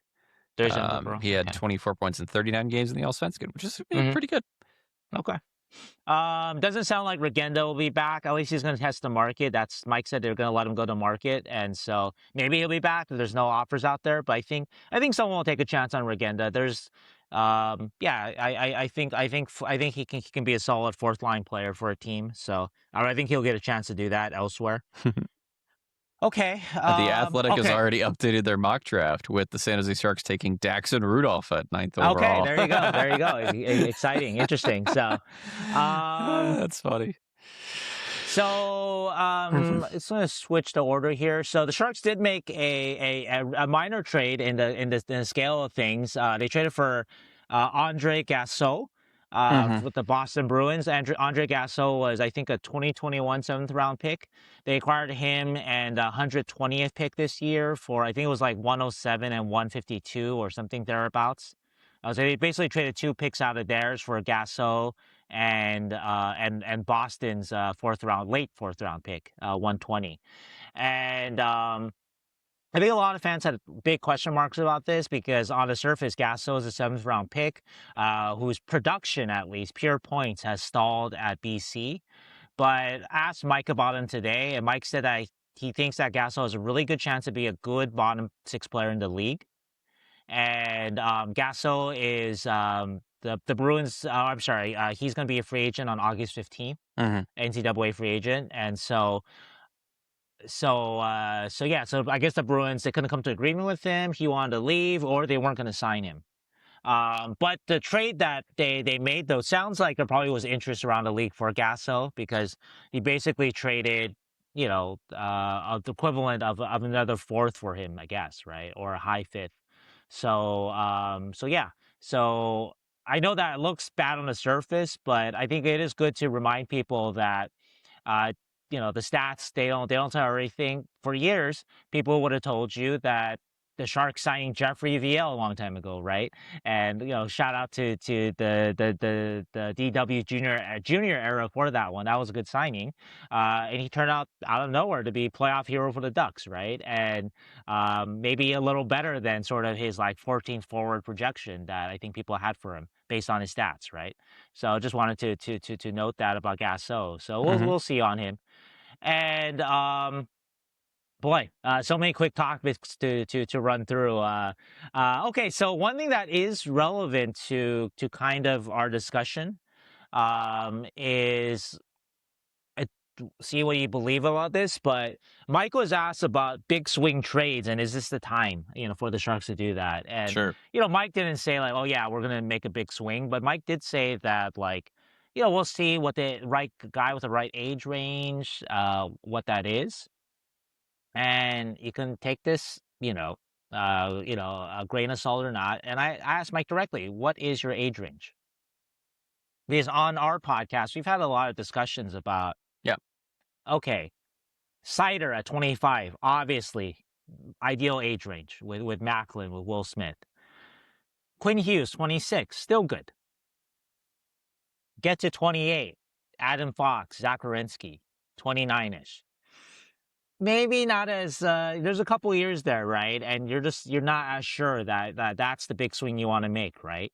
And Mike said that his age range, again, believe it or not, is, he said 22, 23, maybe up to 27, 28, which is, Werenski, Fox territory. Okay.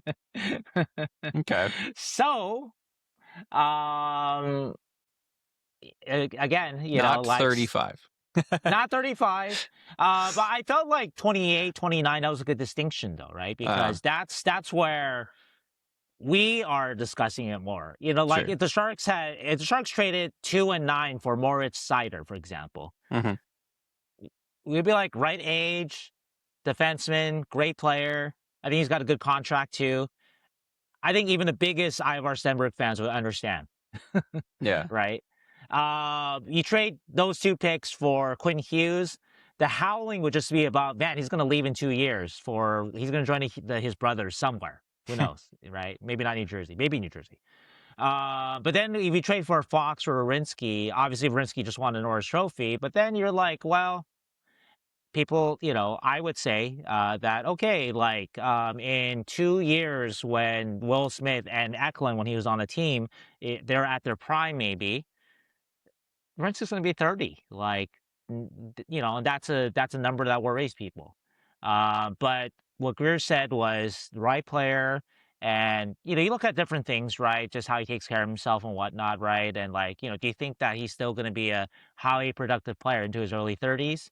If you do, then, and it sounds like Grier is opening that space for somebody to be like that, then you're less concerned. So I think that was interesting that he didn't stop. He could have stopped, he could have just been like, yeah, early 20s, mid 20s. And I sort of expected him to stop there, but he kind of went on. Yeah. Well, yeah.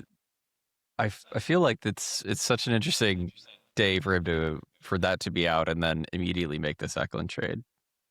I don't know. I mean, obviously it was cooking already, right? We literally, so it's 2:40 p.m. now Pacific.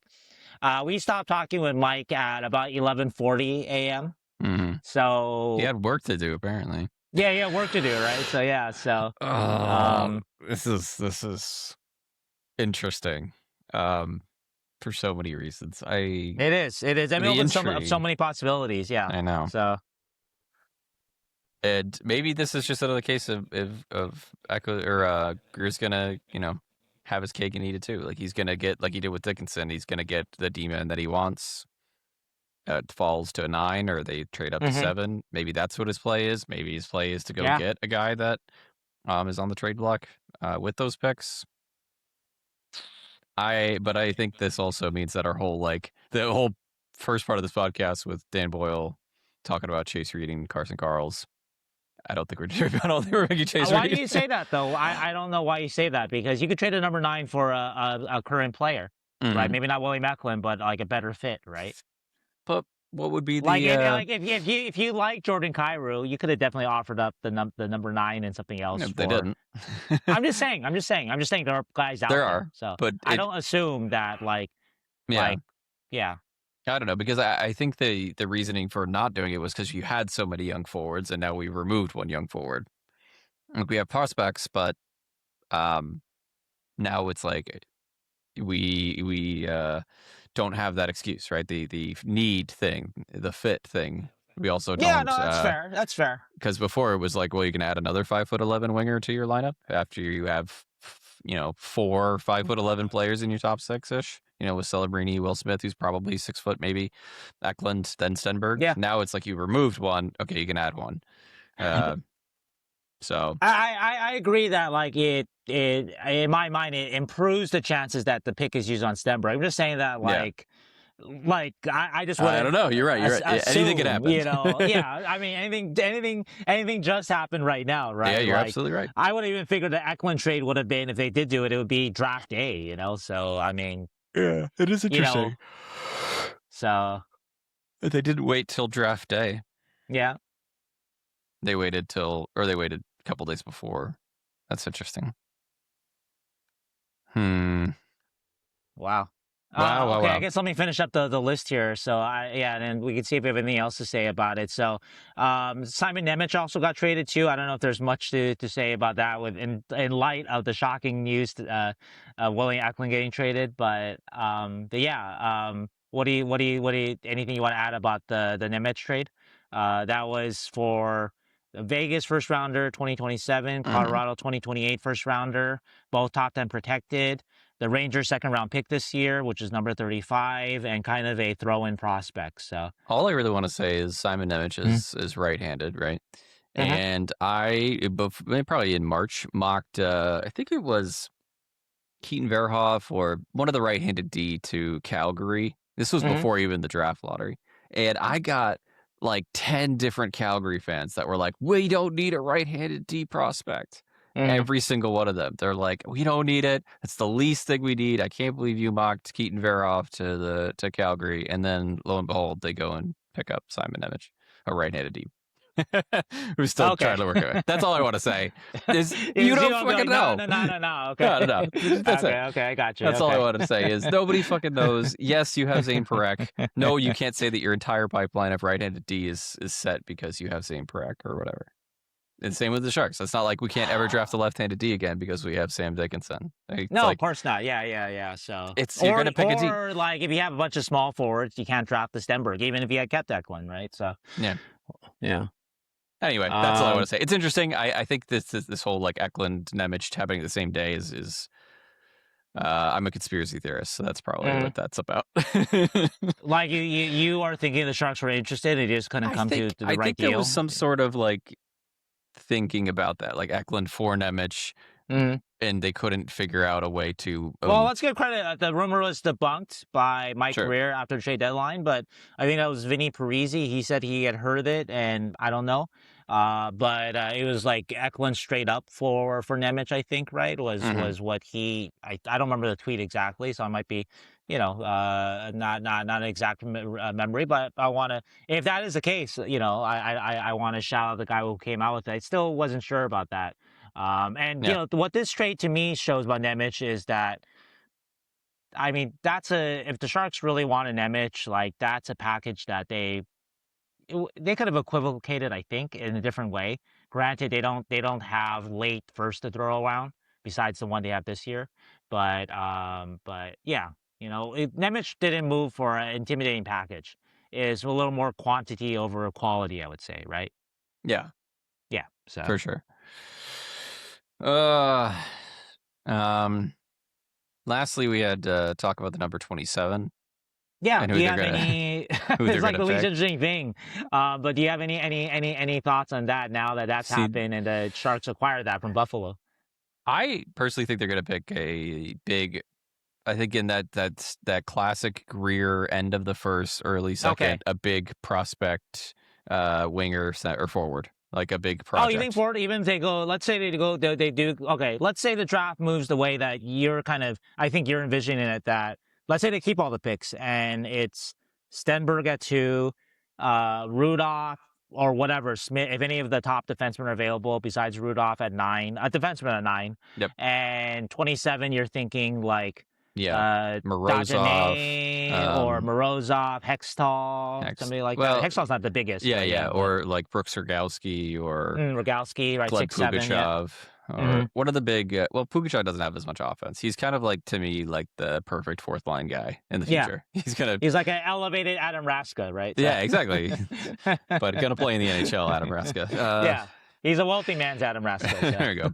But anyway, So I think they'll pick like one of those project kind of power forward looking guys, Simos Ignatavicius, something like that. That just feels like such a Grier pick, and there's a lot of guys in that range that he could pick whatever one he really likes.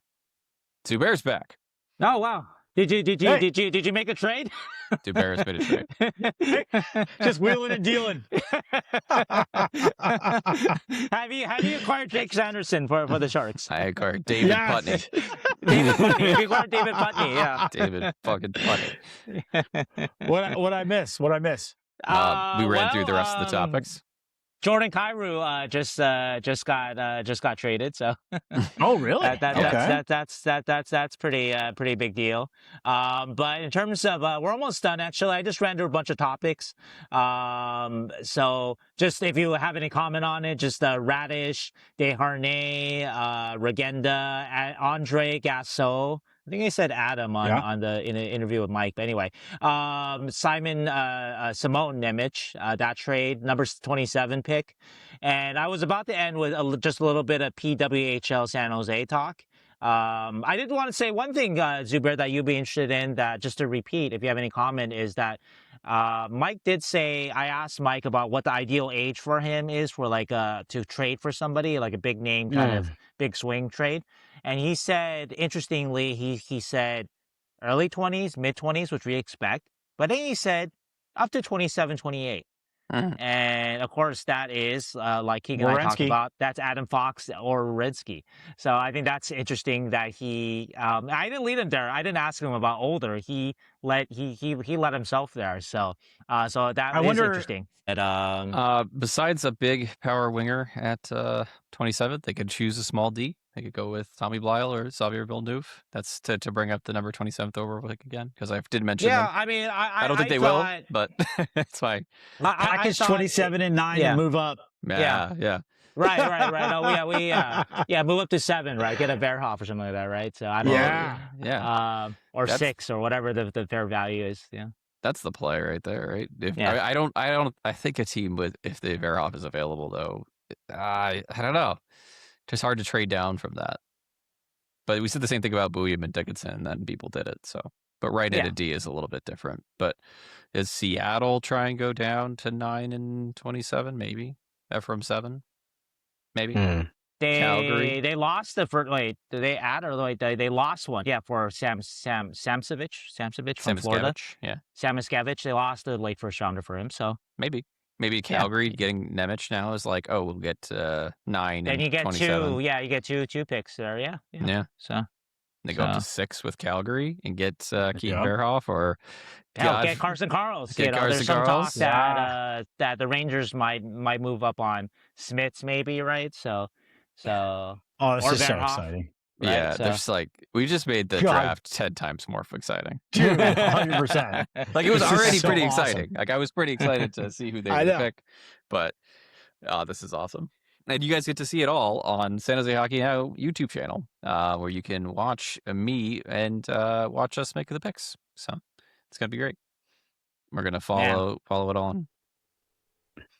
This is crazy. I know. This was a perfect time to record. This is honestly one of our only recording windows that we have, because we all have a super busy week. And it just worked out that we could record during this trade. So people are already yelling at me to release the pod. So on Twitter. Well, I need to write a story. So I'm in like half writing a story while talking. So just a basic news story. But I mean, this is. Wow. This is a lot. I did want to add too that I didn't get to say this, that like dealing with William has been such a pleasure over the years. I really like dealing with him. And so like in my function of my job, you need to stay separate from the players, kind of, right? But like, obviously, when you've dealt with a player for a long time and you've known him since he was 18, and you tracked him when like his voice changed a couple of years ago, and you notice things like that, like, hey, your voice changed over the summer, and like you kind of know a player like that, and also knowing just how much the losing killed William. All the losing he had to deal with, and a little bit like Mario too, like sentimentally. And I understand why Mario Ferraro may not be part of a Stanley Cup winning Sharks team in Mike Grier's mind in 5 years. Why even William Eklund might not be part of a Stanley Cup winning Sharks team in 5 years. Speaking to what you guys talked about, you and Zubair talked about Eklund earlier this episode.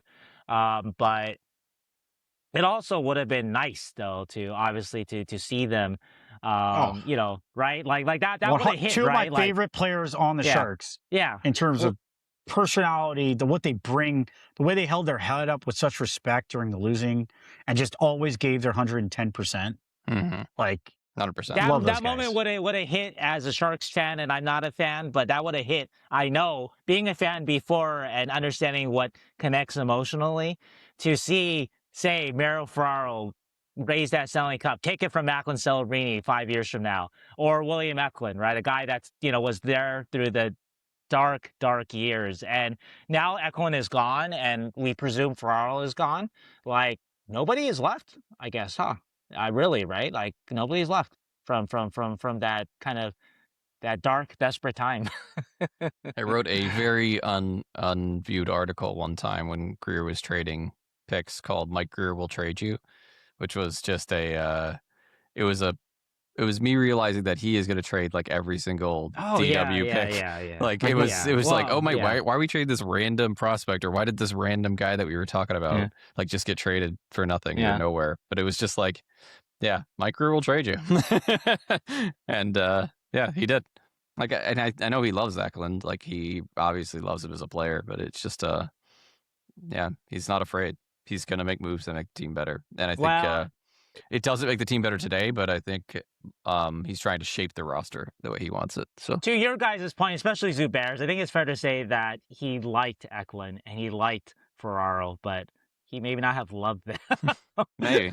Well, I think there's two different things. You could love I love those players. I love both those guys. And to your point, too, like every time I've interacted with both those guys, and Ferraro, like, you know, obviously separate than just the locker room, and he's just like, this guy's a stud. He's awesome. Yeah. And they both just class acts through and through. But yeah, to your point, there's that. And then there's just, you know, talking about the game on the ice and the hockey game. And obviously fantastic hockey players.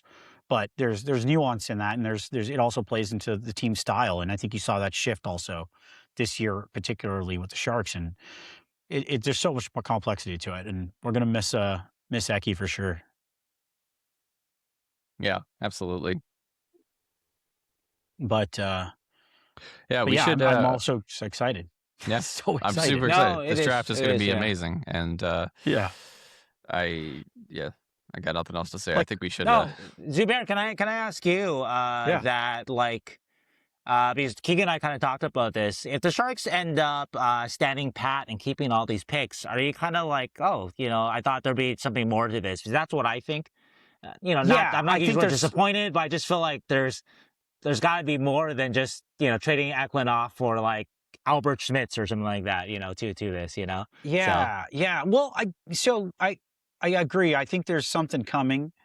I think there is more to this, but let's say none of that happens. Mm-hmm. I think some of the writing on the wall with Eki and fans have noticed this too, with all, you know, there's been rumors. Like, I think that decision was made earlier. I think bringing in Sherwood was some of the writing on the wall.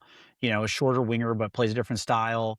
I think, you know, the young wingers that we have in the pipeline coming up, Chernyshev's performance last year.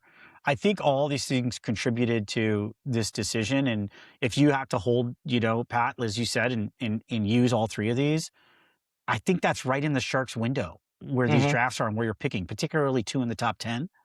Right? Like, that's insane. Like, there's, like you said, Smits might fall. He may be the most NHL ready defenseman. So I don't think it you know, it's a bad decision. But yeah, like I think something's coming. It would be exciting, but I'm also equally excited if we draft 2nd and 9th. I think that gives you 2 great players. Yeah. Potentially. Okay. Yeah. Might I'm actually excited. end up with Rudolph again, huh, Keegan? Yeah, back to Rudolph. I'm not. Yeah, we'll see if he's available there. I think he would be. Yeah. I bet they like go off the board, choose Gustafsson or something crazy. It's like following this is if we keep that pick. If we keep it, and not, I mean, like, did we trade up? It's gonna be exciting. Yeah. Or this whole week to see if we move it out before we get to the draft. Because the top 10 picks, it's a top 10 pick, exciting. but this is. For all the talk of top 10 picks never get traded. Here goes. Nobody wants that 9th one. Supposed to draft? We were supposed to draft 9th anyways, right? It's top 5. It's top. The Sharks were supposed to. Yeah. It's top 5 that really. Actually, the 5 to 10 moves a fair amount. Actually, Fair. Yes, fair amount. Correct. Yeah. It's like maybe like a half dozen times post draft lottery in the last like 2 decades. So it's regular enough. It's the number 2 moves. That's the one that that hasn't happened in a long time. So yeah. So I don't know if Grier is going to do that one. I think he holds that one, or if he gets like a whatever crazy offer to trade up. But I mean, would you trade 2 and 9 for Werenski straight up? I mean, I would think about it. Shit. Yeah. Yeah, I think about it. You know, maybe you got to throw in some sweeteners, right? But like, you know, and you're 2 in Eklund, Musty's a better than a sweetener, but like, yeah. Oh, go ahead, Keith. Then you're 2 in Eklund essentially. So, because like that's what you got, and that's what we said yes to earlier. At least was 2 in that's Eklund, equivalent of, right? Yeah. Werenski's what, 28, right? He's 28. He's like at the end of like the range that you want, I guess, for age. But I mean, I can't help but look at this Jordan Kyrou trade. I don't understand how they're giving up that much. Like that's a good draft pick. Connor McMichael's young and good. The Capitals, I don't think, are a Jordan Kyrou away from being like they're trying to keep the window competitive. open for Ovi though, right? So Is he even coming and back then- next year? I guess he is. Yeah, I guess he is, right? And Kyrou does play a certain style, right? That speed, right? He has So a he lot of does speed. Yeah. have an element that He's got good McMichael hands, doesn't yeah. have. Yeah, Mhm. so but he's a potential. I think he's as high as like 36 or mid 30s goal. So he's a potential 40 goal guy there too, with a lot of speed. So Still a lot to give up for sure. yeah, he's not my favorite player, but I'm just saying though that like they're How many he does picks add different element though. Yeah. does that gives? I don't think I've seen this in a long time. St. Louis now has 4 first-round picks, that's insane. 4 first-round picks. Jeez. I think that team, like, it was a Nashville a couple years ago. I think some team had like 4 of them too. So yeah, Did so- they? I think so. I could be wrong, but I think it happened fairly recently. That That team gives had them like 4 of them. 11, 15, 16, and then 29. That's Yeah. crazy. That's 3 in the top 16. St. Louis, buddy, what are you doing? I mean, if they really like somebody in like if they like a Verhoeff, then you can overpay, right? If Mhm. they really, really like somebody, like that might go, right? Like a Carels maybe too, right? You can be like, hey, this is like the draft day scenario. Here you go. There's 3 mid-first rounders for number 5 or Yeah. whatever, you know what I mean? Yeah. Or the rumor is Chicago is not so tied to number 4. Maybe if the Sharks pick Stenberg too. So, 3 mid-first round. I don't know. The Chicago doesn't necessarily need more prospects, but I'm just saying that there is a lot of value there, I guess. So I think he should call up his old friend in New York, Mike Grier should, and get up Sure. to number 5, and then we can try and still steal Carson Carels or Reid at 5. Because if you go like, well, what's the right? So 9 and 27 isn't quite enough, but yeah, you can add something to it though. Mhm. Yeah. But what's the hook for the Rangers there though? I'm not seeing the hook there. I don't know, just because Right. he's old buddy Mike Grier. We took Goodrow. Okay. Pay us back. Okay. Not that Goodrow's Talking bad. over years. I don't know that anything ever that's real or not. Future Yeah, so, considerations for. yeah. No, I don't think the Rangers would trade down for that, but they would have to add. Yeah, it'd be something that they need. And the Rangers, it feels like they're still trying to win, which is like, why, but feels like they are. So yeah, so I mean they could have been interested in Eklund, but obviously Eklund is gone. So yeah. So One of the weird I actually ones. thought Eklund was going to go to the Islanders or something to play with his brother. his brother, And- yeah. Yeah, that's a there cool would one. be that something could happen. there. And He gets to see his brother a lot more. That's pretty fun. that's true. That's Yeah. cool. Yeah. That's I pretty mean, cool. he gets to reunite with Fabian, honestly. I mean, that was like, pretty I don't awesome. think like, he was a bad room guy after that, or like, I didn't like tear open the locker room like some fans were worried about, but like he and Fabian are like best friends. So I'm sure that does like kind of couch the sting of it a bit for Yeah. and he's going to get a hell of a lot of opportunity up there. He's going to get an opportunity with there, some good right? players. Yeah. The That's fans what he will needs. embrace him there. He doesn't mind the cold. He's from Sweden, so he won't mind Canada in Ottawa. Yeah, him and Stützle can make some magic together. I like Yeah, that. yeah, That's- yeah. He's not going to Ooh, demand a yeah. trade to Florida probably one Probably day, So yeah. So. He might to the Islanders to play with his brother, though. That's true. That's true. That could happen. That could happen. That could happen. That could happen. But yeah. It's going to be fun to watch see how he does this season. Any last thoughts before we close out our pre-draft show?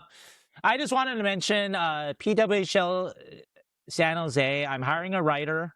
I'll put out a post for it, but if you are interested and you have a writing background, send me some samples. I don't want to go to the whole kind of what I'm looking for, on the show right now, but you can just send it to shangpeng@gmail.com.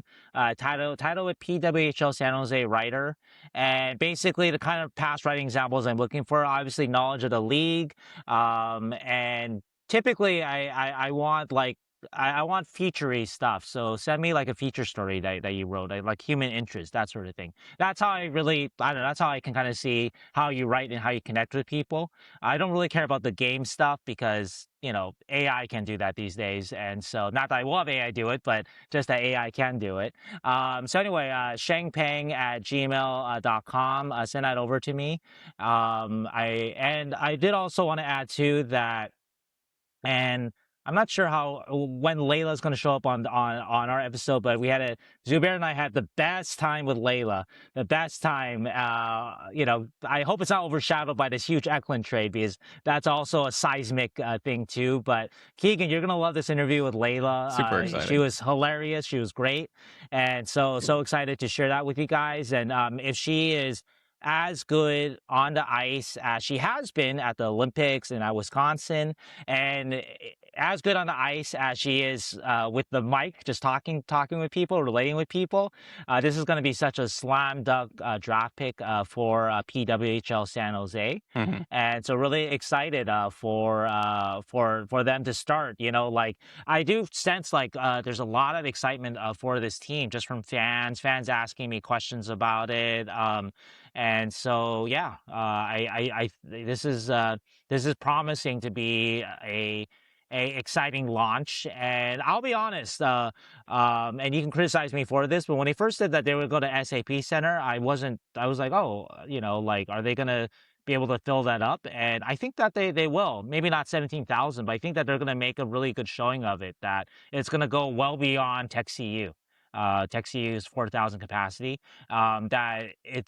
They're going to show why they need a SAP Center, and why they're not playing at Tech CU, because just the excitement I'm getting, non-Layla related, but I think she's like Fast and Furious reference, some Nas in the tank to it though. Yeah, so awesome. Yeah, so it's amazing. Oh, Can't wait to watch excited, it, dude. We'll have to figure out when we're gonna have all of these interviews come out, because we also, speaking to interviews, most of our Cam Robinson interview, none of it involves trading for the 9th overall pick and William Eklund going somewhere. Yeah. So it's okay though. It's okay. It's great good information. Yeah. We had tons of time with Cam. A lot of Stenberg talk. Cam is another one of those insiders that is like, yeah, we're thinking Stenberg. It was before the Eklund trade, and so. Yeah, so make sure you stick around for that as well. And we will see you on Friday. If Shang and Zubair pop into the live stream, if they're busy, if that's okay too. But we will see you. I will be there. Zubair, he's coming. Hell yeah! Bring a fucking beer, everybody. Oh yeah, have a fucking it's beer. A Friday I'll be night. on the dock, dude. I picked up a 6-pack of some golden ales from Eric Polkamp's hometown brewery.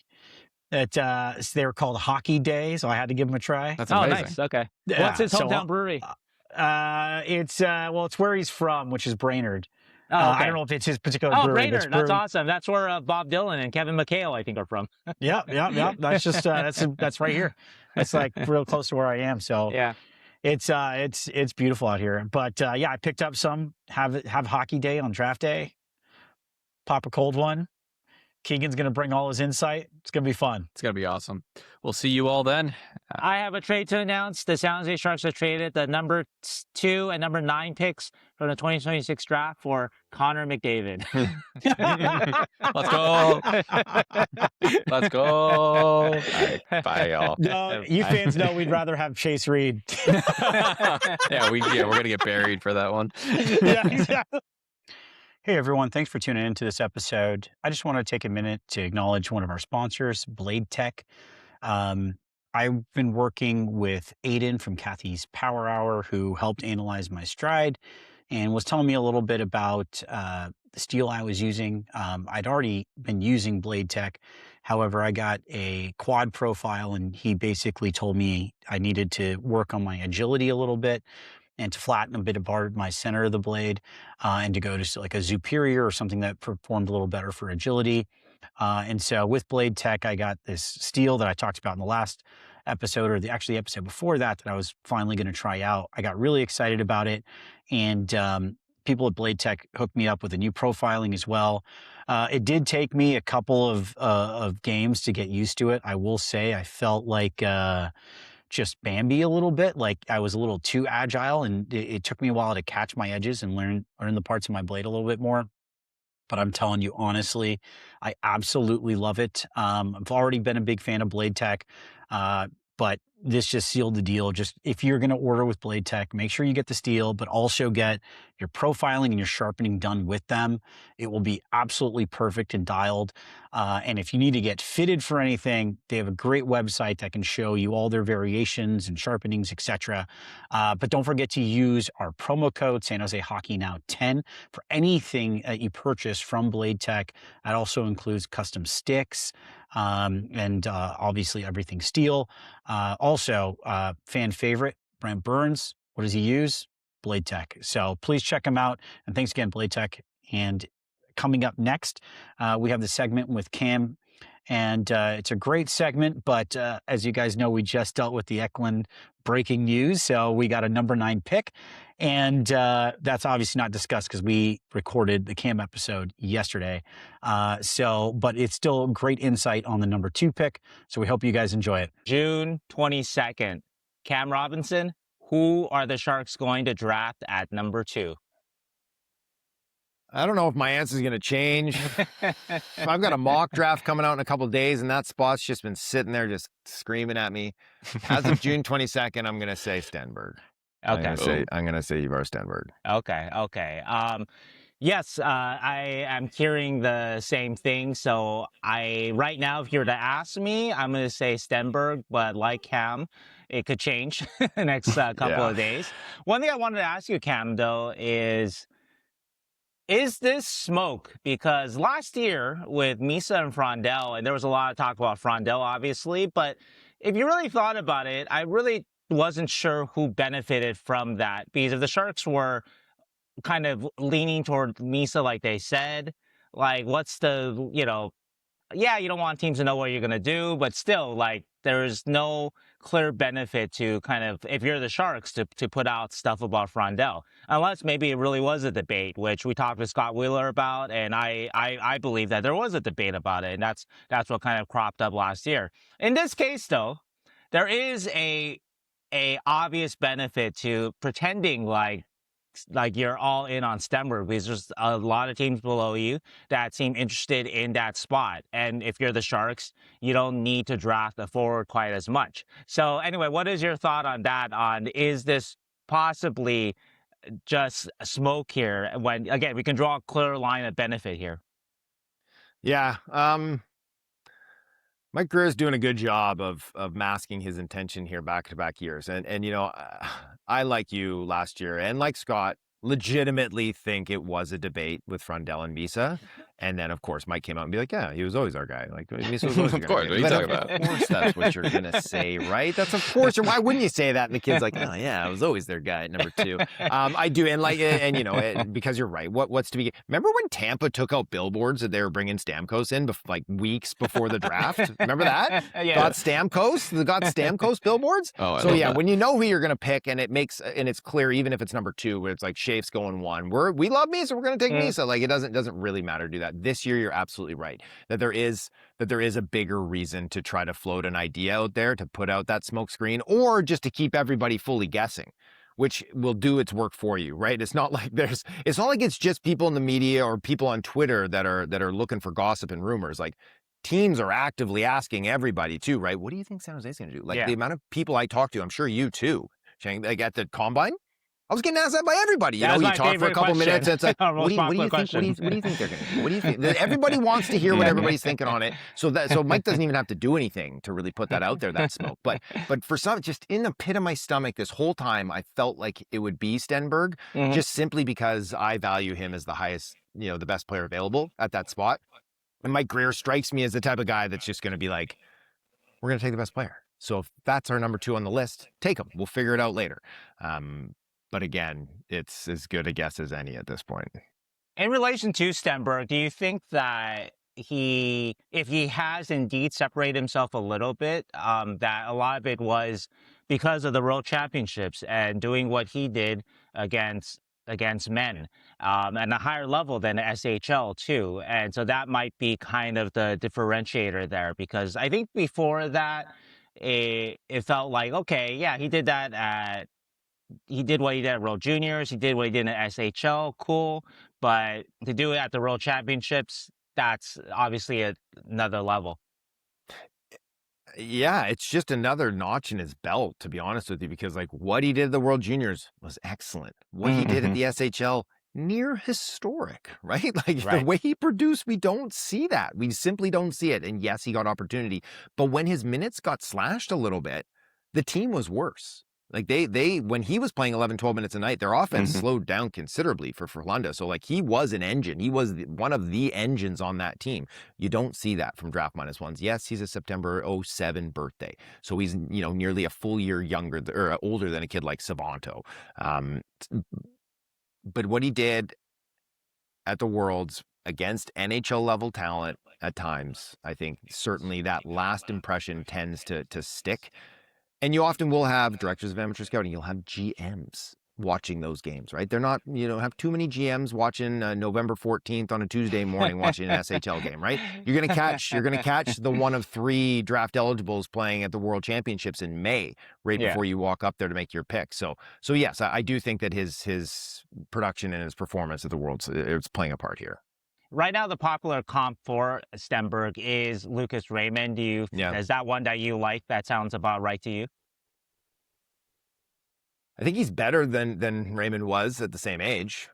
So, but I do think it's a fair comp. I think it's, as far as comparables go, it's not too bad. Like, could he be like a Kirill Kaprizov? Like, could he be that? Could he be that level? Like, I think it's probably somewhere in the middle. I think it's probably somewhere in between those two players. Yeah. You're talking about his historic season in the SHL. Can you compare that to other guys like William Eklund in the SHL in their draft year, or guys like Leo Carlson? How did he compare to them at the same time? Yeah, Carlson's a different one because he's just such a horse, and he's a center, and he was young for the class. And like I said, you don't often see, same with like Vigo this year, got tons of minutes, right? Like especially in the back half, he was literally getting 20 plus minutes a night, and you can't really comp that to what Lucas Raymond did or something like that when they were draft eligible, or even William Eklund, who had a really great season. Now Eklund doesn't have as hard a skill, I wouldn't say, as Stenberg does. Sure. And we're seeing that a little bit more at the NHL level, where he's not soft by any means, but I think that Stenberg brings a little more of that jamming, that interior play too. So again, it's just the production's there, the way he's produced, the way he's stepped up in big moments to produce, on the national stage as well too. There's a lot of feathers in his cap that most of those kids that are playing SHL in their draft year just never get the opportunity to do. Okay, I think it's important to repeat for everybody listening that it is Monday, June 22nd. The draft isn't until Friday. Correct. So I want to move on past just Stenberg talk about other teams here. And obviously, your team on the wall there is right after the Sharks. And David Pagnotis came out yesterday and said he doesn't think that the Canucks will draft Caleb Malhotra. Now, Caleb Malhotra has been a name obviously most attached with the Canucks up to this point. So Cam Robinson on Monday, June 22nd, if the Sharks go with Stenberg, who are the Canucks drafting at number 3? I'd just like to point out that I said the same thing last Thursday on my podcast. Okay. I didn't think the Canucks were leaning on Malhotra either. It just didn't get clipped well enough, I guess, to get out there. Sigh. I've been getting a lot of pushback for like going over a week now too about Malhotra. Not that it's like that the Canucks are down on him, or I had like one, people asked like, was this pure smoke for them that they were putting it out there because they have interest in these other guys?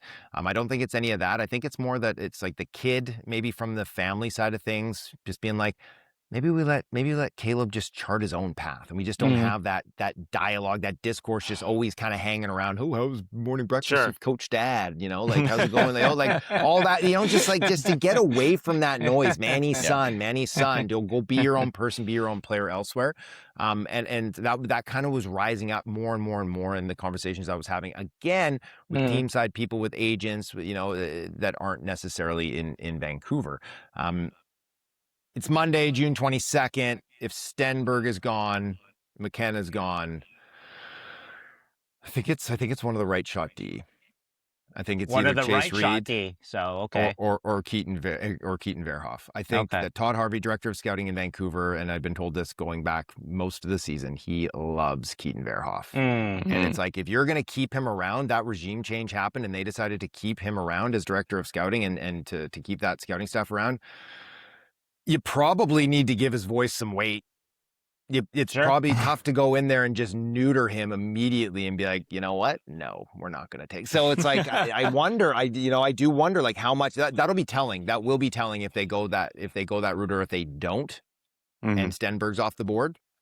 It's like, well, maybe he doesn't have as much sway as he would like in that organization. So it's you're building from the back end there. You get Z William on the left, you get Keaton Verhoeff or Chase Reid on the right, and you've still started to form a top four that's pretty young going forward.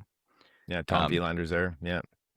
And then so it sounds like if Stenberg is available though, that possibly Stenberg even over Malhotra if the Sharks went for Reid, for example. I think so. Yeah. Okay. But again, I can't say with complete certainty. But Sure. I think that there's another faction that is very much pro Stenberg and just taking the highest offensive player available, because that team is supposed to be bad for a while. You don't need to start picking spots right now. You don't need to take the center. You don't need to take the right shot D. You just get assets and hope that they turn into star level players and then figure it out, which is what I think San Jose has been doing so well too with their drafting. Wanted to mention Todd Harvey, shout out former Shark. And also number two, too, that actually, Keegan, if you remember on our show 2 weeks ago that I think was recorded on the 12th, June 12th, maybe, I mentioned, and it also wasn't clipped by social media, that someone told me at the Combine, and I didn't quite believe it because the Malhotra talk was so strong about 2 weeks ago, that Vancouver liked Chase Reid a lot. Yeah. I think that's what I said on the show. But I didn't believe it, though. But now I believe it more because now, obviously, there's more people talking about it. And you guys are Vancouver people. So, okay. So They do. They do like Chase Reid. I think a lot of teams like Chase Reid. I think a lot of teams really like Carson Carels, too. Like, it's, would I be floored if Vancouver went Carels at 3? I wouldn't. Even with Zeev on the left side there, too. And they have Elias Pettersson, the defenseman. They have some stuff on the left side there, but that wouldn't even shock me again. Just because it's like, is he the best player on your board? Then take him. Yeah. So, okay. San Jose takes, let's run through a couple hypotheticals. San Jose takes Stenberg, then you have Vancouver taking Reid maybe, and then what about Reid. Chicago at 4 and New York at 5? I think Chicago at 4, I would say Verhoeff. Okay. I think that they really like Verhoeff, and Really? Okay. even though they went Levshunov. And then it's like it would be surprising to see the Rangers pass on Malhotra there. They could certainly use him in that pipeline. Okay. But if Carson Carels is sitting there again, I will reiterate, everybody seems to like Carson Carels, and I think there's a certain Alberta team sitting there at number 6 being like, come on, Carson Carels, slide to number 6. Not that they would be too upset to take Caleb Malhotra. We'll never ask for a trade to Florida. Yeah, really, hey? Yeah. Not to say that, if Malhotra's sitting there waiting for them, or if, that's fine. Or, is Vigo there? Like, does Connor have the stones to take Vigo? I think so. Okay, let's go run through one more hypothetical, and let's let San Jose ruin the draft for everybody, like people are to think they might. Not ruin, but put a spoke into it. Number 2, the Sharks take Reid, which actually a lot of people have been thinking for a while anyway. So yeah. So down the line then, number 3, Vancouver. Stenberg. For Chicago. Yeah, I think it's probably. Oh, not Reid. They don't have Reid anymore. I think it's probably. I think they like Verhoeff. I think it could be Verhoeff. Well, I mean, so doesn't change much. Just kind of switches the 2 and 3. Okay. Yeah, it just kind of switches 2 and 3. Okay. Yeah, I think the weird one would be if it went like Reid, Malhotra 2, 3. Yeah.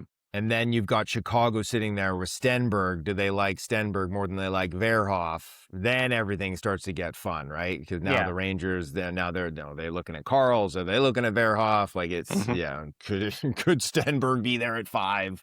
Right? Like that's kind of the wild scenario. That's kind of crazy because just say 2 weeks ago, Reid 2, Malhotra 3 seemed like not consensus, but that was like, okay, you know, if you were to bet Expected, on yeah. it, that would probably be the betting money would have gone toward that. But that's interesting how that happens. Well, us here at the San Jose Hockey Now podcast have been on the Reid train for a little while because we really, really want the defense to improve. Might have So to get Cam, off of it, Keegan. I know. I love Chase Reid. I can't stop watching that player. He's a good player, man. Yeah. And I still love Stenberg too. He's an excellent player as well. But Cam, in your personal ranks, you also had Chase Reid as like the top defenseman for this class. Can you tell us about why that is? Why do you think he kind of separated himself from guys like Verhoeff and Carels? Yeah, I mean, I had him 3, Carels 4, and I definitely like had many nights flipping and flopping those two in my head, anyways. But at the end of the day, 6'3", right side, great skater, great offensive inclination, creates chances into the slotted area, can get to the interior, can run a power play. I think that, you know, a couple years ago, he thought that playing defense was like a yellow light. Just kind of a suggestion, you know, take it or leave it. And he's figured out that that's not how you're going to succeed. And I think that was a big reason why 18 months ago he was like the 5th defenseman on his null team. Yeah. Is that now he started to take it seriously, and I think that he's taken significant steps in improving his defensive game. So much so that I'm like, he could be a pretty good defender at the NHL level too, while also being someone who could run your top power play. So you just hit all those marks, right? 6'3", right shot, skates well, creates offense, burgeoning defensive game. That's everything. That looks to me like your best shot at getting a top pair defenseman. Maybe not a 1, maybe a 1, but a top pair guy. Wanted to ask you about Verhoeff too, because you mentioned him a lot. Does it feel like he's making a little bit of a push up? Not that he was always like discussed in the lottery in the top 8, but for a hot minute there, it seemed like maybe Reid and Carels had separated themselves from the defensive pack. But it sounds like, at least the way you're talking, that Verhoeff is kind of in there for a lot of teams.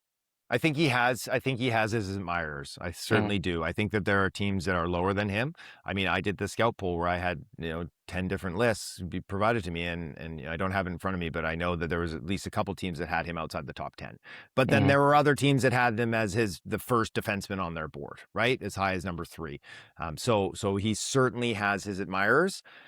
I tweeted it out this morning. Actually, I think that, just the pendulum on him has swung both ways a little too far. I think that there was a point in the season, especially when Gavin wasn't producing a ton at Penn State, there were people were like, he's going 1. Verhoeff's going to be number 1. He had a good start with Nodak, who's scoring some goals.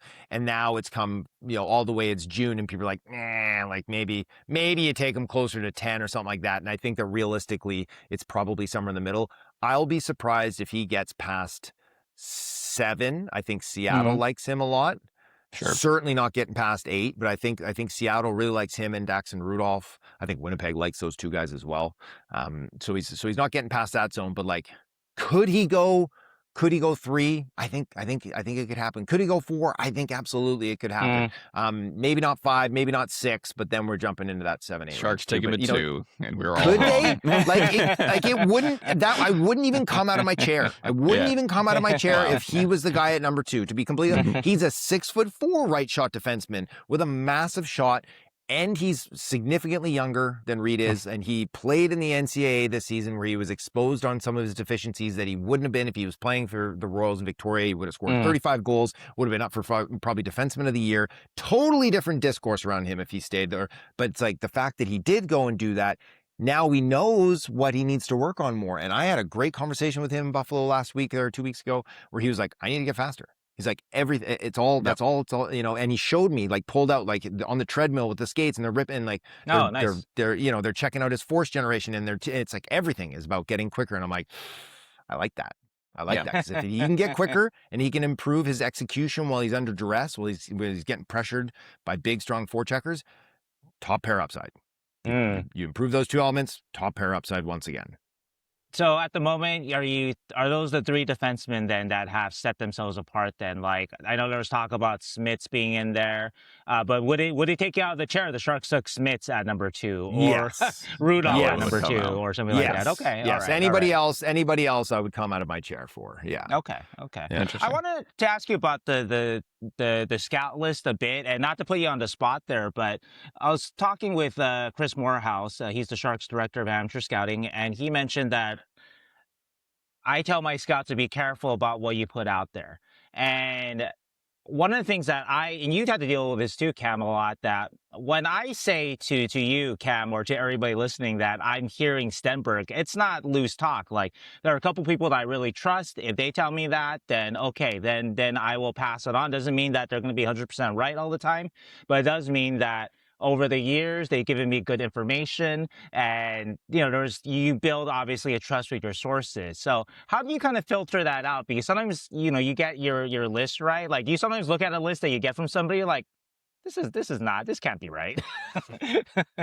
There was one in particular, and when I showed and completely anonymous, like even the scouts, the other scouts don't know who else is Yeah, of course. in obviously nobody else except for me. I don't use Of course. names or initials or anything anywhere. And so I showed that list to the scouts at EP. I was like, look at this one that just came in. And like the first comment was like, they're messing with you. And I was like, of course, that's what I thought too, right? As soon as I saw it, I was like, wow. And so I picked up the phone and just like energetically defending positions. I was like, you're not making this up if you're taking these stands so emphatically. Yeah. I was like, great. So that's a cool wild board, but you're absolutely right. And I think, Cheng, that like the point that a lot of people miss, and especially in this day and age in social media and stuff too, is that there's nuance in the way that we speak. If you put out there, the San Jose Sharks are selecting Chase Reid at number 2, that's you saying this is going to happen, and somebody that you feel really good about, and hopefully 2 people that you feel really good about are telling you this is going to happen. If you say, I'm hearing that the Sharks really, really like Chase Reid at number 2, you're not saying they're taking Chase Reid at number 2, right? But people misconstrue that. I've been taking heat all year from Chicago Blackhawk fans being like, you said that the Sharks are taking Frundell against Misa. I was like, Shank's getting the same thing.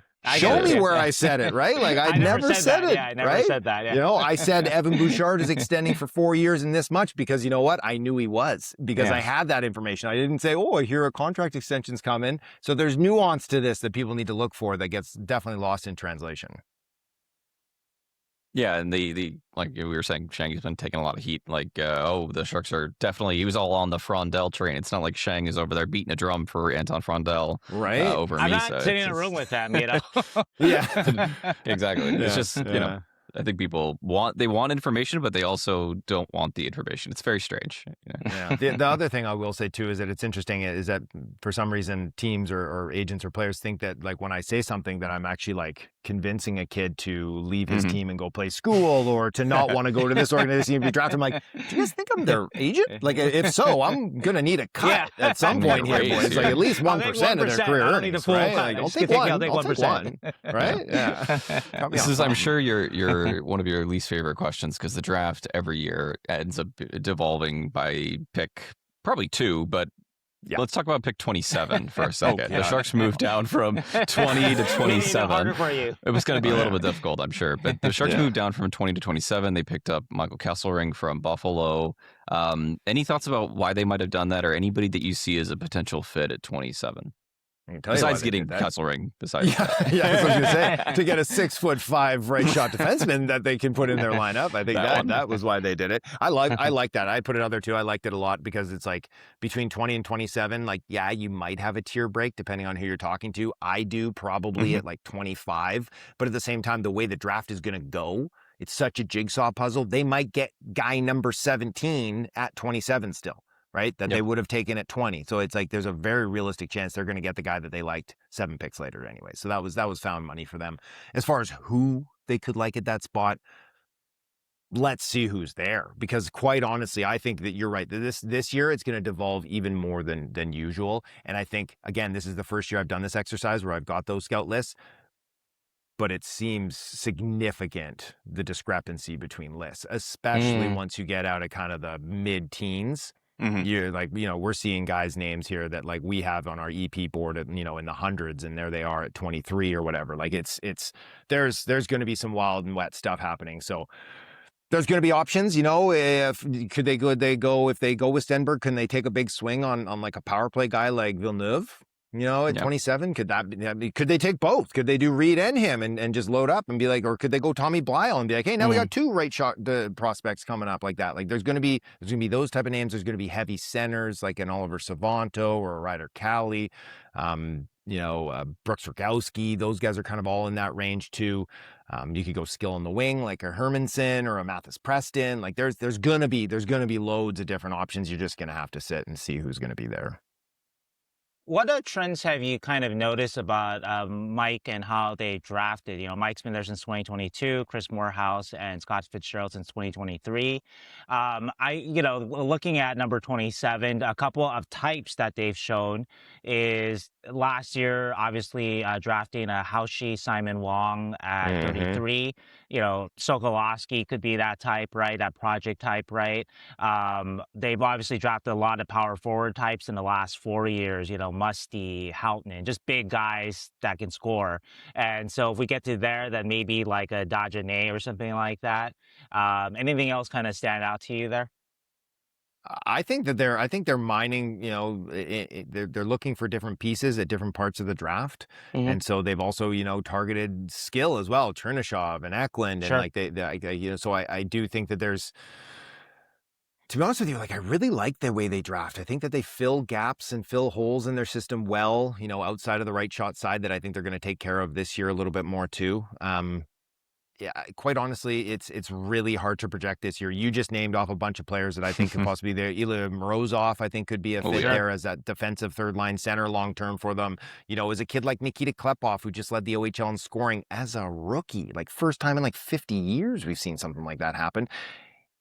He could be there. He could be there at the end of the first round too. So there's going to be some different options. If someone slides down to them, I think they're just going to go ahead and take that skill player, whoever that is, whoever they like the most. And if not, maybe they do. Maybe they look. They're like, hey, we could use some more meat down the middle. Let's go with a Rogowski. Let's go with a Dagenais or something like that.